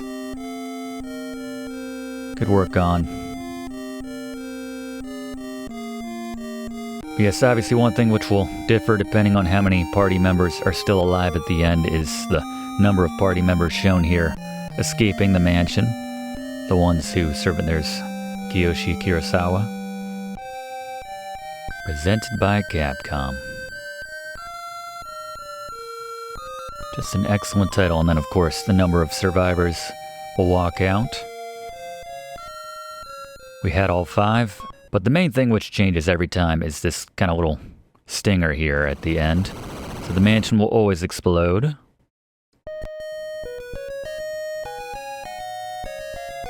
Our report is complete and all is well. So I guess we wouldn't turn it in had even one of our party members not survived, but there's a shot of all of us. Myself, Gary, the class, Blaze, and Fluff. You survived, class. And this the actual ending. And then, any comments? Alright. Just say you didn't like it. I don't know, is that supposed to scare us at this point in the game? We still got our silver swords and pitchforks. Yeah, I'm pretty sure we can handle that. You're giving our documentary a bad review? Well, we're going to stab you in the face. Alright, let's take a look at the 4 alternate endings now, going from the most to least amount of party members you can have in the party. So let's just say one of our party members died here. In this case, it turned out to be Fluff. Doesn't matter who it is. It's not character specific to different endings. It'll show the party without that specific or those specific members who died, obviously, during the escape scene. But yeah, so everything up until that little postscript scene is always the same. So let's jump ahead. The mansion crumbles, and this is kind of a cool shot right here, which is exclusive to beating the game with 4 people. Look at all the lights. So I guess those blue lights, those spirits, were those of the dead people. Maybe that was obvious, but they're floating off into the sky, returning home. Sadly, I shed a tear. Fluff was one of those in this alternate, not real dimension. Alternate reality.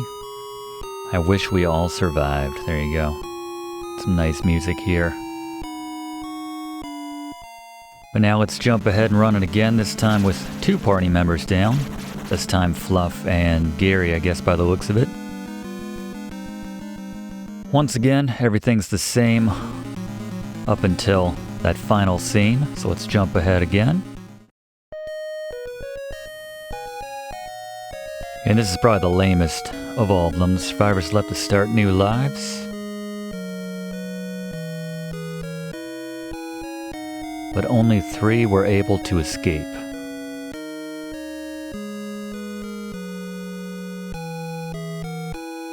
So there's the spirits of Gary and Fluff. And this, again, not actual alternate reality.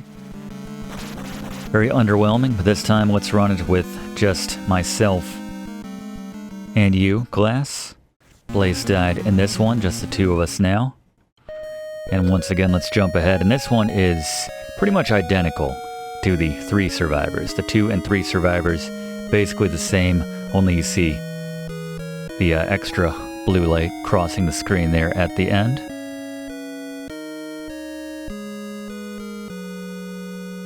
And now let's see the final ending, if you beat it with only 1 character surviving, which is, I think, objectively better than beating it with 2 or 3. It's like they're incentivizing you to go ahead and get everybody else killed.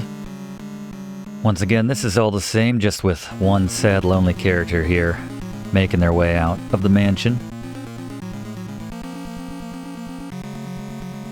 But cutting ahead, it's just me walking out as the mansion implodes behind me. Kinda reminds me of the music at the end of Bionic Commando, actually, speaking of Capcom. While we're waiting for this, though, if you haven't already done so, please consider subscribing to enroll in the Video Games 101. We do one of these classes every single week in the same spot. Love to have you enrolled. Click that like button, too, if you don't mind. Really does help us out to make future classes for you. And, yeah, leave a comment. Have you played this one before? Which translation did you play? Or have you seen the film? Whatever you want to talk about. Do you only know about this game from Resident Evil? It's all good, but there we are. We erected a memorial to Yamamura, his wife, child, and the group. Fingers crossed it won't happen again, class. But the important thing is, in the actual reality, you survived. Everyone survived. Excellent title. We'll see you next week in the same spot for next week's class, right here on Video Games 101. Thanks for watching, and don't forget to like and comment on this video, and click subscribe if you haven't already, as this seriously helps me to keep making great content for you. And check the description of this video to see what song is playing right now.